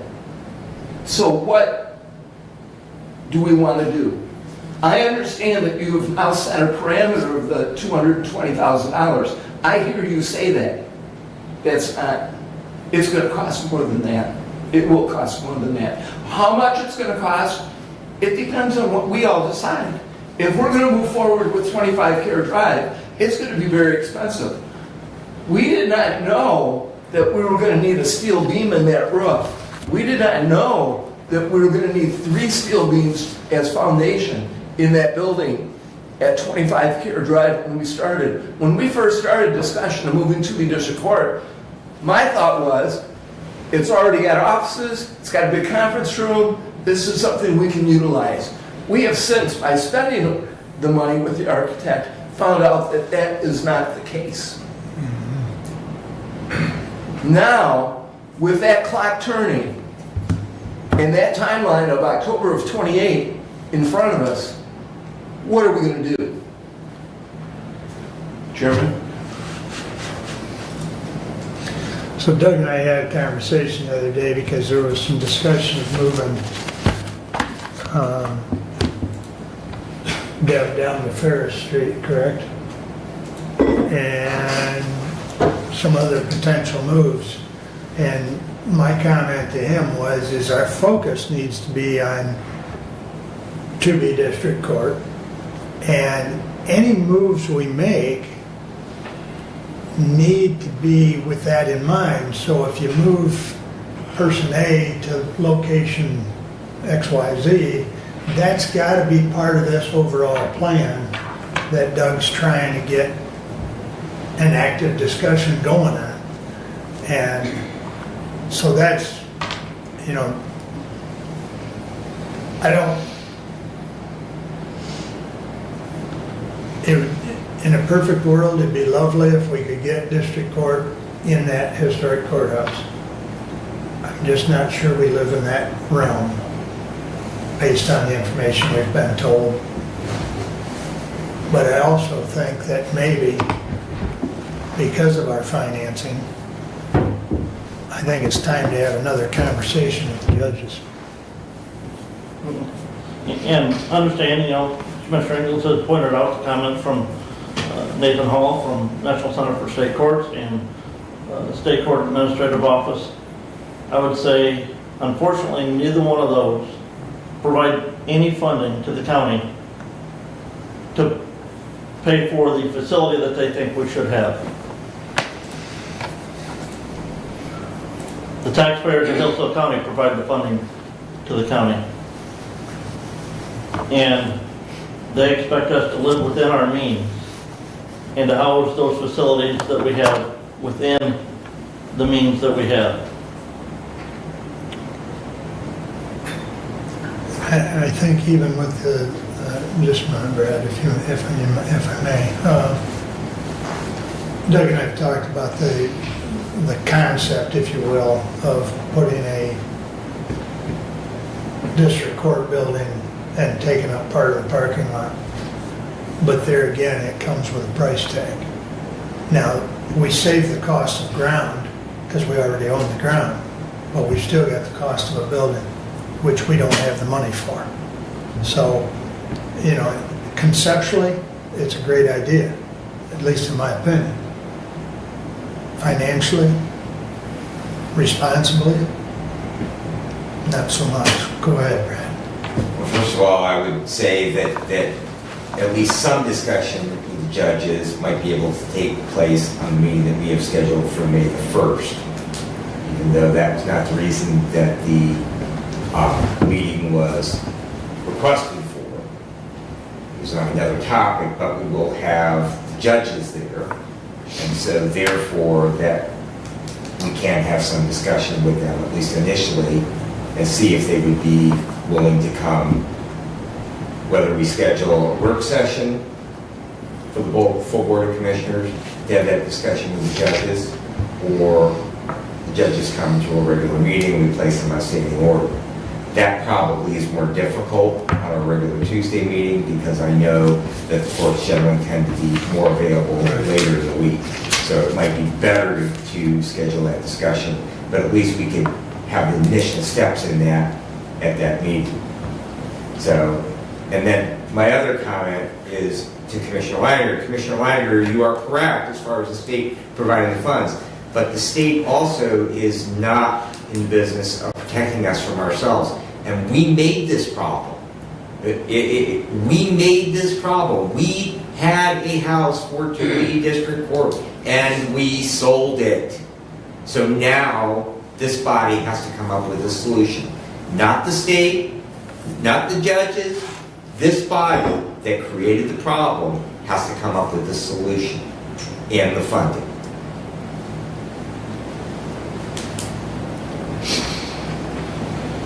Just a minute, I want to follow up, and then I'll get back to you. No problem. And I just want, Brad and I are all in that we've got to find a solution.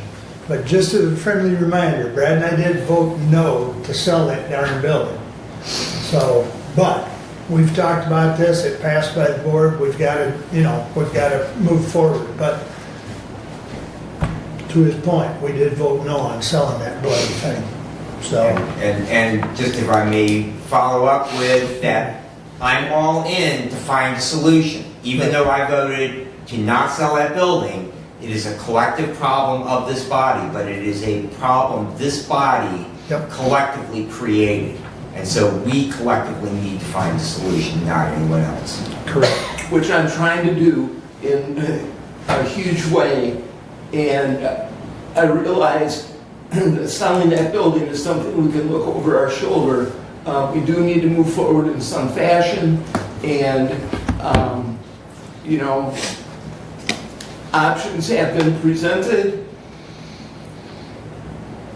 not acted on to fruition, and that's where I'm trying to go, is to find that landing spot that is a landing spot, not a conversation point.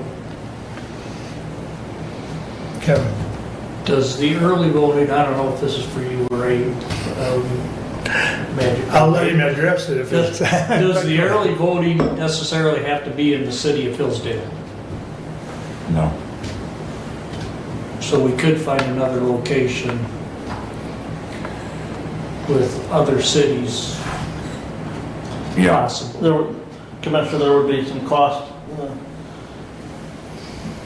Every resident, every registered voter in the county has received notification that the early voting precinct for the entire county right now is 29 North Howell. 29 North Howell Street, and I forget what room that is, there in room 2. So if, and I know in the past there's been talk of potentially 4 locations around the county for that coordinated early voting, but anytime we would change that, every registered voter in the county would have to receive a new notification as to the location of the early voting precinct for their election that they would be involved in.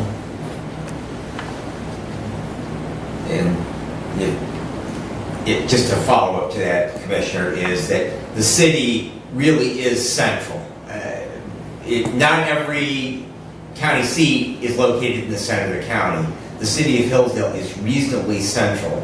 So to ask a resident of Waldron or a resident of Montgomery to drive even an additional 5 or 6 miles to Jonesville does add an additional burden to that early voting site.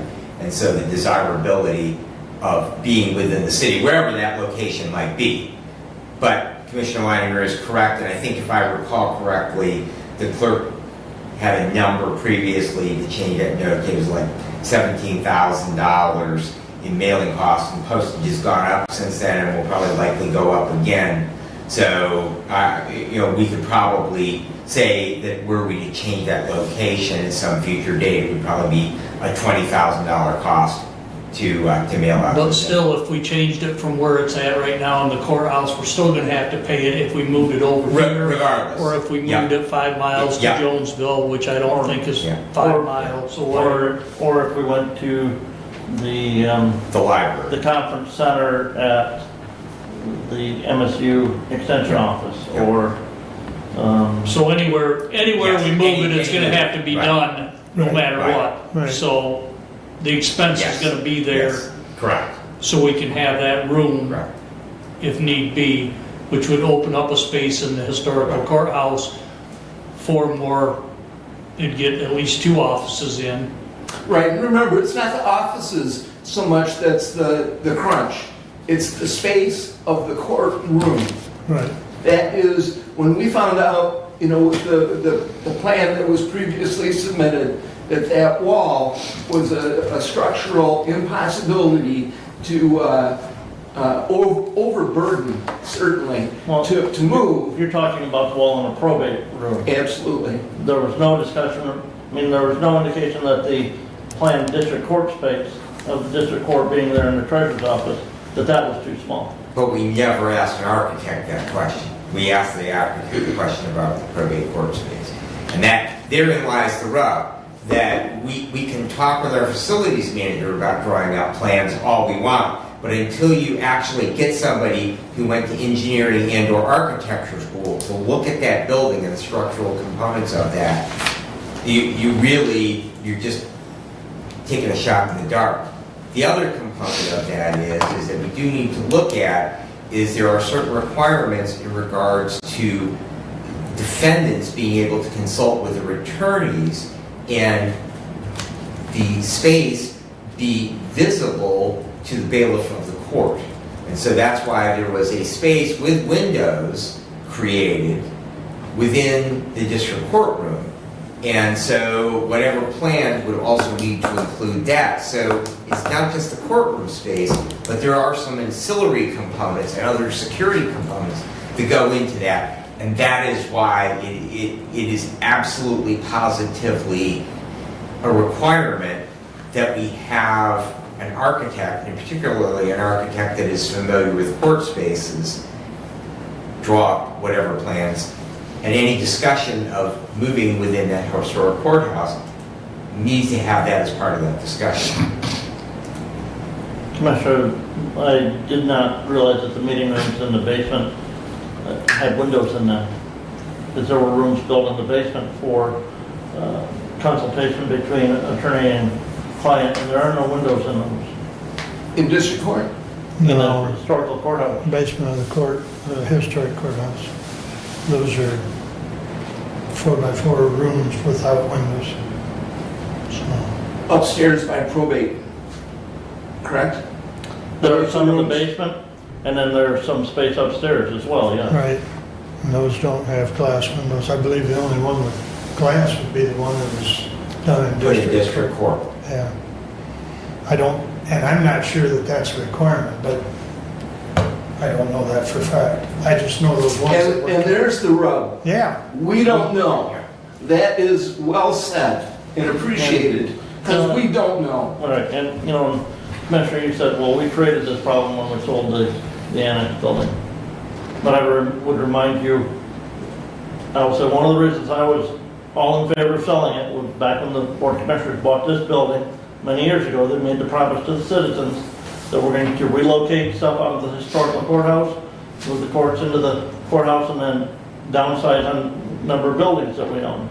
One of the reasons I was purely in favor of downsizing the number of buildings that we own comes back to the finances as well.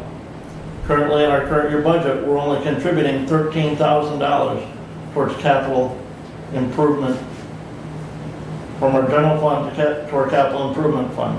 $13,000. That does not go very far in maintaining Anything. the capital assets that we have.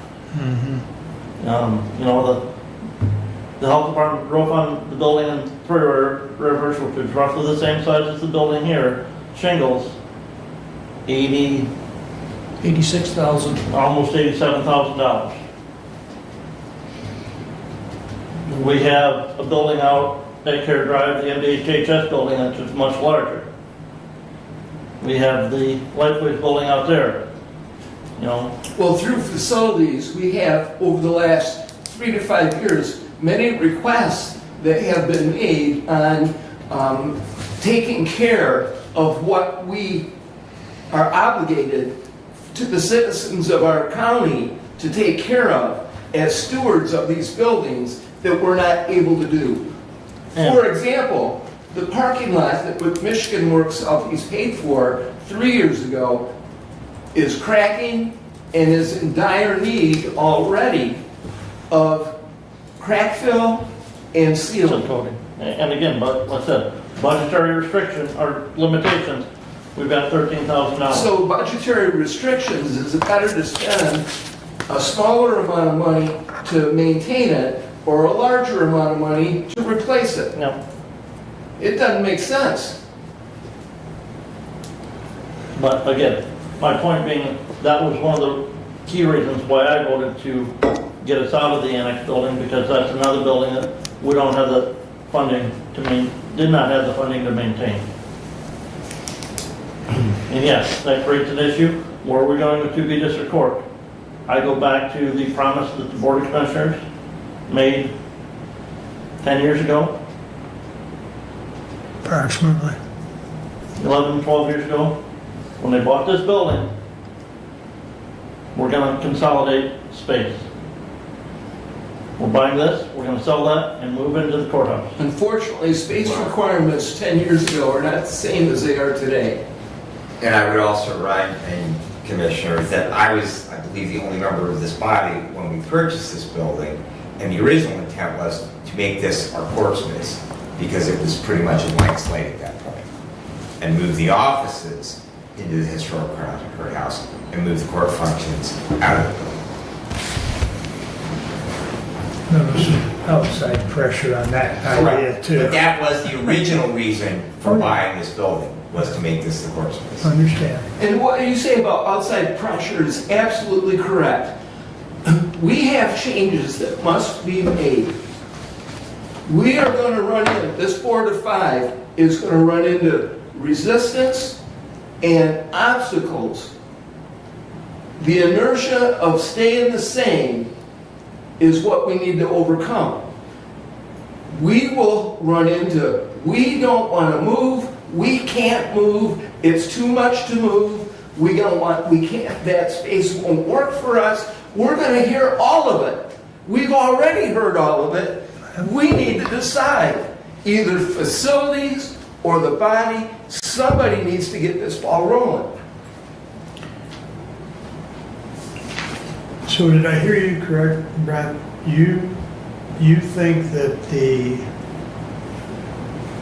space where elections is could potentially be a district courtroom? Yeah, Okay, so my question would be, and again, I would have to go back and, well, we've got to get an engineer or we've got an architect or somebody's got to tell us yay or nay before we even can pursue that. Because once again, we already ran into that issue with the wall that we couldn't remove in that front room. So I think that's the next step if we want to pursue getting everybody into that historic courthouse and moving some of them out to 25 Care Drive. Don't you think? I mean, we've got to find that the focus has got to be where that courtroom's going to be. Yes, Then we figure the rest out. and it falls into place, So, absolutely. So, yeah, the question then, to be answered for me, is where's to be district courtroom gonna go? Right. In order to find that out, I need suggestions on where you think, whatever that is, and then do we bring Nathan Hall back in? Do we have the architect that is working with 25 Care Drive currently? Do we bring them into that discussion? You know, Nathan Hall, when he comes up with his drawings, are not architect drawings. They are concept drawings that still need to go to an architect. The concept, though, is less expensive than the architect drawings. So it's the concept we need to know, is that room okay or isn't it? The structural walls on that side of the courthouse are the same as the structural walls throughout, because it's built in a square. And so those structures and those support walls are consistent side to side to side. and I would rather we reach out to a local architect to see about drawing the plan, and I'm not sure that there would need to be walls removed. Because you keep the wall that's in place there, and you just put the courtroom in the open space that was the open treasurer's office area. And that then provides you the old treasurer's office. In the back is space for additional district court Again, it's staff. a theory. A local architect who has credentials with courts makes the difference. the architect that worked on the 25 Care Drive, they had court credentials, correct? They're not local, but at least they're ones that know what they're doing when it comes to courtrooms, right?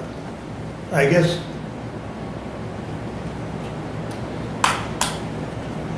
I would say we get them in here, but that's just my opinion. Get them in there to see if that room's viable for what we need, and then we proceed. If it fits, then we've got a starting point to where we can start fitting the other pieces of the puzzle, as far as where we're gonna relocate people, etc. Here's what I suspect. I suspect we're going to hear that that room is not of sufficient size. I really Let's believe let them that. decide that, though. I will, I mean- again, but you're asking me my opinion. I've been asked my opinion. Oh, okay. And so that's what I suspect. Am I absolutely an educated consultant is way beyond what I suspect or what you suspect or any of us. So yes, we need to have somebody do it. But I think, and I would predict, that that's what we're going to hear.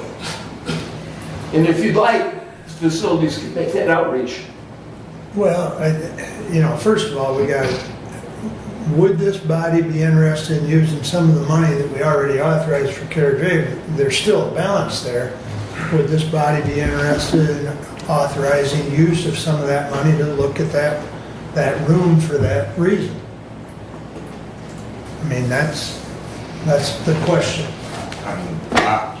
I say we've already got somebody we're familiar with working with, and we don't have a balance, we haven't paid them money, we've authorized up to that amount of money. I say we get that individual over here and look at it. Support. You make that? I'll make that motion. Kevin, I support. appreciate your support. Restate the motion, please. Yep. What's the name of the architecture firm? I can't remember. Well, for the purpose of my motion, that we authorize the expenditure of having the architect and drew plans for 25 Care Drive to look at the potential for locating the district courtroom in the former treasurer's office. Are you comfortable with that, Commissioner? Is that just, are we on the same, I just want to make sure we're tracking. Okay, just trying to get off dead center here because we've kicked it around for quite a while, and I appreciate that motion. All right. Is there any, everybody understand the motion, I guess? All in favor signify by saying aye. Aye. Opposed, same sign. Okay, that's got a step going. Thank you, Commissioners. So I think if that room works, regardless of opinions, at least then we've got a direction and we can start moving. Like you said, if we need to find a home for prosecutor or clerk's office or whatever, you know, we can start addressing that. And we do have some space available over there for some staff, such as that old probate area. So, okay. Thank you. Make I have that, nothing else today. make that happen, please. Get that, I that will. architect engaged on You don't that. need to say it twice. Thank you. All right. That is all I have for today, and I thank you, Commissioners. Well, you took up your full allotted time. No. If I may, Commissioner, Please. Road Commission. Yes. Did I hear right that their manager is intending to leave later this year? Yes, Um, and they will have a process of applications, and they will, I think his date is either October or November, but he is retiring, and it's been offered that he stays, but his plans are otherwise, and he's given sufficient early notice so that the process can go. I guess I would express many thanks for the work that he has done in the short time that he has been here. Seems like the road commission management is working a lot better to maintain the roads across the county. I will send that message. And sorry to see him leave. Yeah. Would have been nice to have him for a few more years. Well, when he started, it was a transition, Right. you know, and he extended one time. And he has provided a terrific service for our county. And, you know, it is much improved. And it's been said many times, if you drive into one of the surrounding counties, that the roads on some of the gravels in particular are not in as good a shape any longer as what Hillsdale County is. The Hillsdale County's roads have improved to a point where they're much better than some of the surrounding, and we do appreciate the effort. The education process for staff and the leadership that Bob Griffiths has provided has been a good ad for Hillsdale County, so, you know, appreciate it. And if, I would also say, anybody wants to see bad roads, just drive to the UP. Because we were there a week ago and, you know, I know many residents of the city of Hillsdale complain about their roads. Go driving through St. Marie. You'll stop complaining fairly quick. You don't have to go that far, Commissioner, just go to Calhoun County. Yeah. Yeah, Calhoun and I Jackson. frequently work there, and, yeah. yeah. All right. Especially north of Litchfield. Hey, you just have to become a talented dodge the pothole. You wouldn't like that because it'd be out in your cornfield. Some of them, They usually are. some of them are half dirt, half pavement. Yeah. Yeah. All right, well, I don't have a lot. I did have Camden Village meeting, and then last month was a little contentious, some questions, some of which I really didn't want to answer because I'm not the project manager as far as on the 800 project. So this month, the sheriff and Thomas Whitaker were good enough to go down there. And they actually started their meeting a half hour early, so that half hour was strictly discussion on 800 or sheriff issues or radio issues or et cetera, school issues. I mean, it worked out pretty well. I thought the board was happy with it, and Tim was pretty happy with some of the responses he got from both Thomas and the sheriff. So,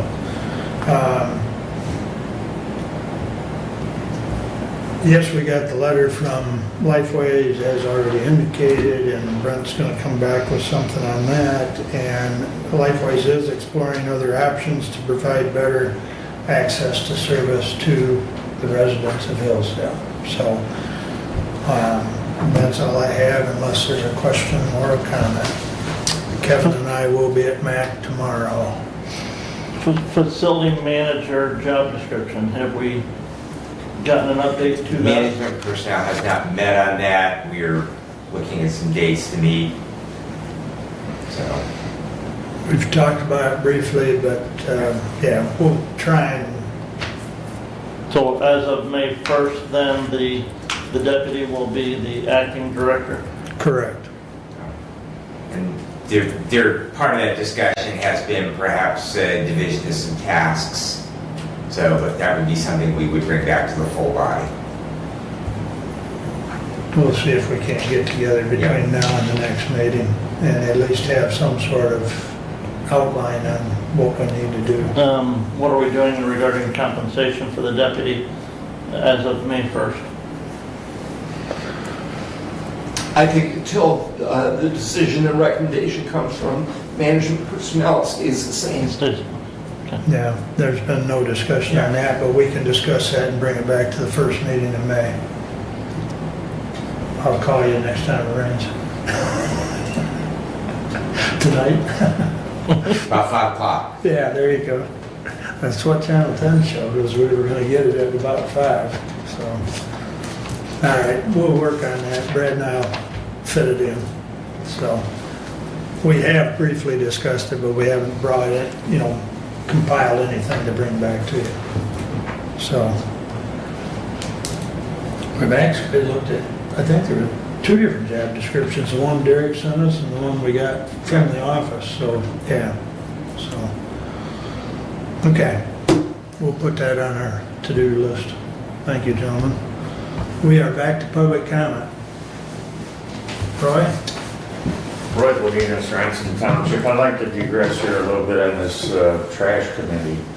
I'm just disappointed in the commissioners' vote on this.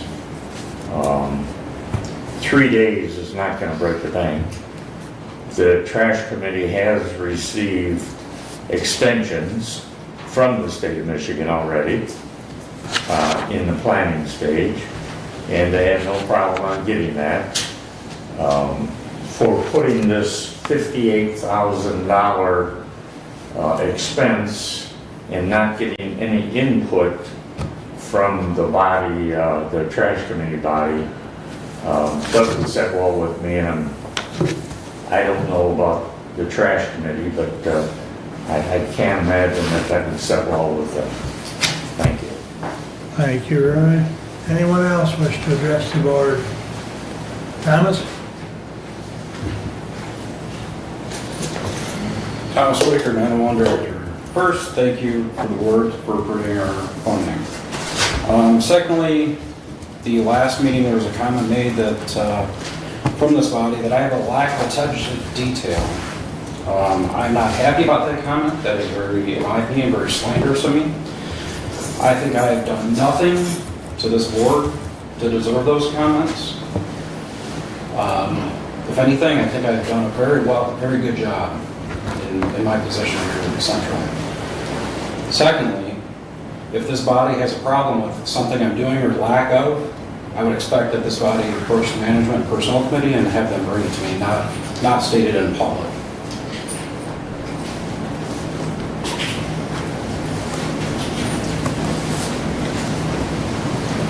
I'm going to rebuttal something that was said earlier today. So our phone upgrade, yes, it is not complete. We've spent $100,000 on that already. We still have an additional $100,000 to $125,000 that is due on that. We are hiring an IT support person, which is going to take our phone balance down another $75,000 to $80,000 roughly with benefits and all that. We also are in the process of ratifying or attempting to ratify our contract with our staff. Part of the ratification of that is going to be a 3% increase every year over the next 5 years. The resolution that was brought to you today, the language in there is state-specific language that the 911 committee requests. So, I don't want to answer any questions, but just know that I'm not happy. Thank you. Anyone else wish to address the board? Actually, Commissioner, can I say something else real quick? Abe, are you okay? Sorry. Yeah. Also, going back to my lack of attention to detail, I apologize because I forgot to tell you. I emailed Abe back in May 13th of 2024, reference the ballot language.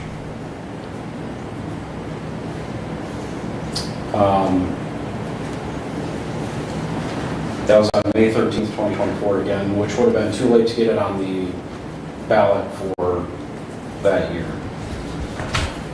Also, I emailed Abe last year, April 25th, 2025, in reference to this as well, and we discussed it, and it was going to be put on the ballot this year. So that goes back to my lack of attention to detail. Secondly, the surcharge review that was done, that was approved and discussed at the 9/1 board meeting on March 18th, 2026. So it was taken to the 9/1 board. It's not only my decision. I take those decisions to my board, and that was the recommendation of the 9/1 board. So, thank you. Sorry. Thank you. So I just want to go, I'm sure you guys are going to be hearing from lots of department heads, and I understand you're in a predicament with where to put to the district court. And I understand there's going to be hard decisions that will need to be made, and department heads will have to tighten their belts in some cases and deal with things they're not comfortable with. I get all of that. I just want to communicate from my office's standpoint, while I would love to keep elections where it is, with the early voting, it's not just the early voting though. I want you guys to understand that I would need space somewhere to store equipment, to stage equipment, to do upgrades, all of that, in addition to the early voting. That can move somewhere else. I wouldn't like that, but I can deal with that. The hard no for me would be splitting my office and having to have staff in 2 different locations. With the amount of traffic that my office has in any of the functions, and the number of staff that I have, taking into consideration people taking sick time, vacations, I would need additional full-time employees if you were to split my office. And I don't want to manage 2 locations in that regard. So that would be the hard no for me. Moving elections to a different location, I can deal with that, but do not split my office.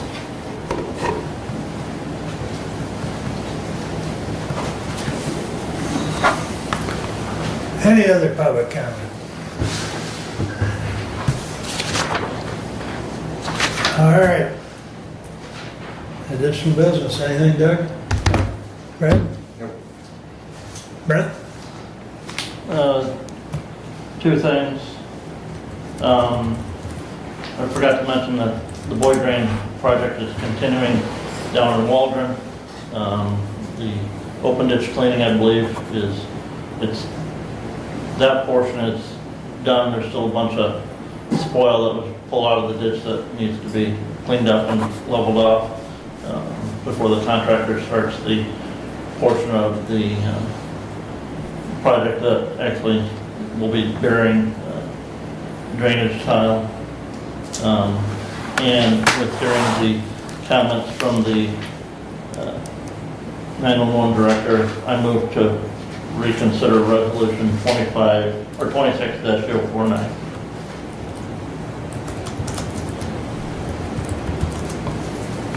Please say that I last move part. to reconsider resolution 26-049.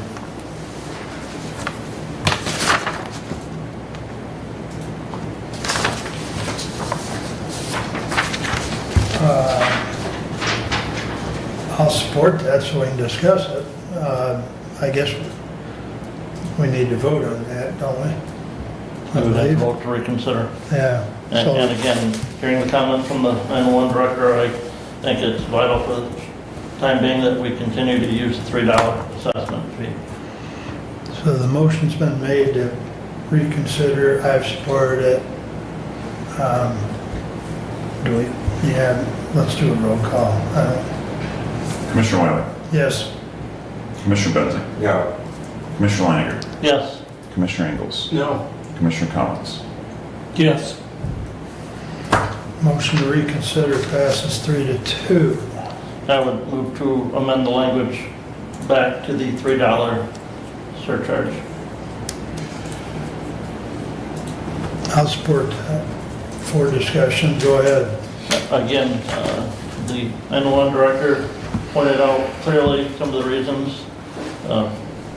Short term for the need of that $3 surcharge. You know, the IT position that was added into the budget, contracted, that will be an additional cost borne by that department.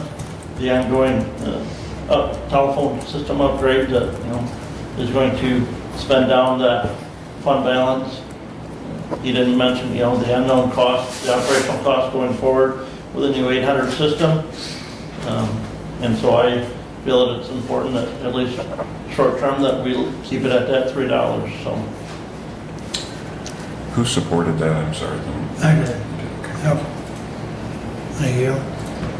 Comments, Brad? I'm just simply going to say that we are going to the voters in August to ask them to reauthorize this surcharge. The first thing is that this body has voted to make it a forever tax, where previously it has been limited. Now we are saying that despite the fact that the fund balance, and numbers don't lie, fund balance has been increasing at that institution. Even if we haven't increased expenses, the fund balance should not decrease because we still are taking in more dollars than we are spending, at least potentially at this point. So therefore, we are saying to the voters that we are not only going to have a forever tax, we're going to continue to have a forever maximum tax. I don't know what the voters are going to say. We've seen some of the response in regards to potential financial impact, and perhaps you'd like an hour and 40 minutes of public comment.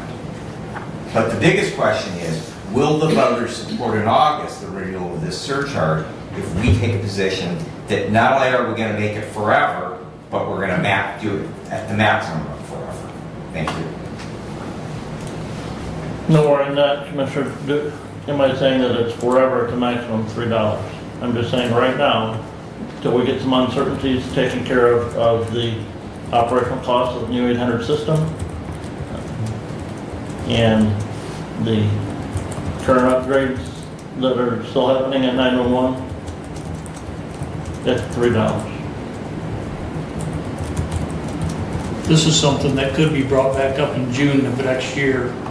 Well, it would have, After everything is paid for. It'd be in Commissioner, April. we would have to do that in April of next year because it has to be submitted to the state. April, okay. Right. Or early. I'm just saying, Yes. after everything's paid for and done, and we know where the financing is, Correct. instead of just doing it for 6 months, we could do it for, and it might even be less than the 290 after everything's done, said and done.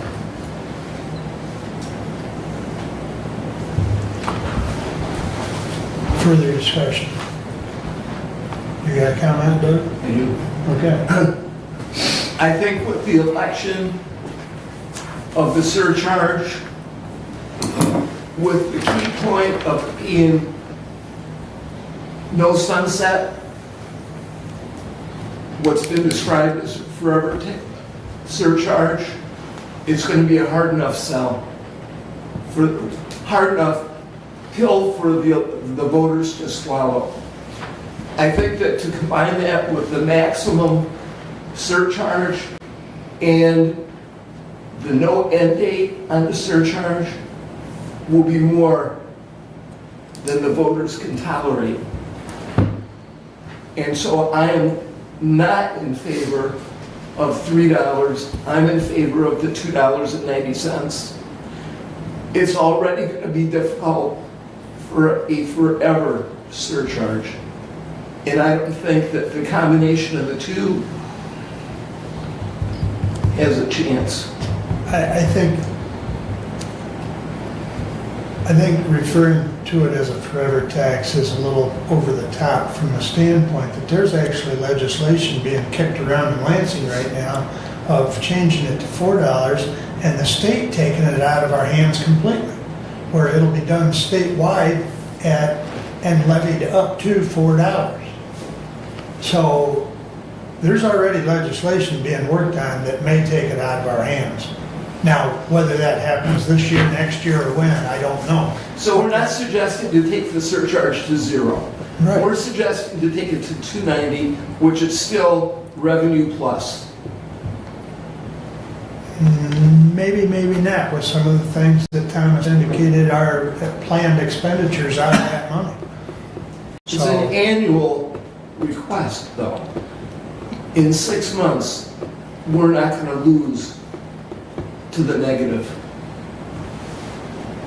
Thank you. discussion from this side.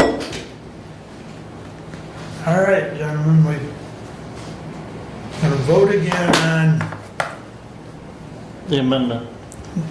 yep, 26049 amendment to bring it back to $3. Commissioner Benzing, Yeah. Commissioner Leininger, Yes. Commissioner Ingalls, No. Commissioner Collins, Yes. Commissioner Wiley. Yes.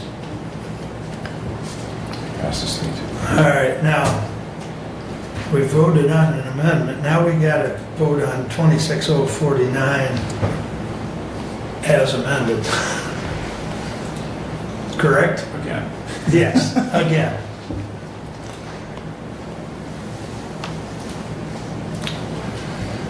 Oh, boy, this thing, should have brought my cord, I'm dying. All right, Commissioner Leininger, Yes. Commissioner Ingalls, No. Commissioner Collins, Yes. Commissioner Wiley, Yes. Commissioner Benzing. Yeah. All right, it's back to $3 on a 3-2 vote. All right, anything else as additional business? Brent? Just a comment, last week in the Michigan House of Representatives, there was legislation introduced that would remove all personal property, commercial included, from property taxation. It's part of a 8 or 9 bill package put forth by the House leadership that would also eliminate the state 6 mil school property tax millage. There's talk that they would then backfill that lost revenue with additional service charge taxes. A reminder that last year, the personal property value for Hillsdale County, the taxable value was just over $209 million. That's $1 million of lost property tax to Hillsdale County if that should pass. I don't trust the state, $1 million. I don't trust the state to backfill $1 million to the county. And two, that they have history with the exemption that they made for small business owners a few years ago and the lack of backfilling that. And the, and the veterans exemption. And, the disabled veterans truly have earned that exemption. But the legislation creating that exemption wiped out revenue that the county could have used to pay for additional building space and remodeling. And when the state legislature makes that change and eliminates it with no replacement for it, it's hard on every local unit of government. And I do believe MAC has Again, those bills, continually tried to find a way to, have the state backfill that, but as they do agree with, the tax exemption, they just feel the state should backfill it. So, anything else? no, sir. Kevin? No.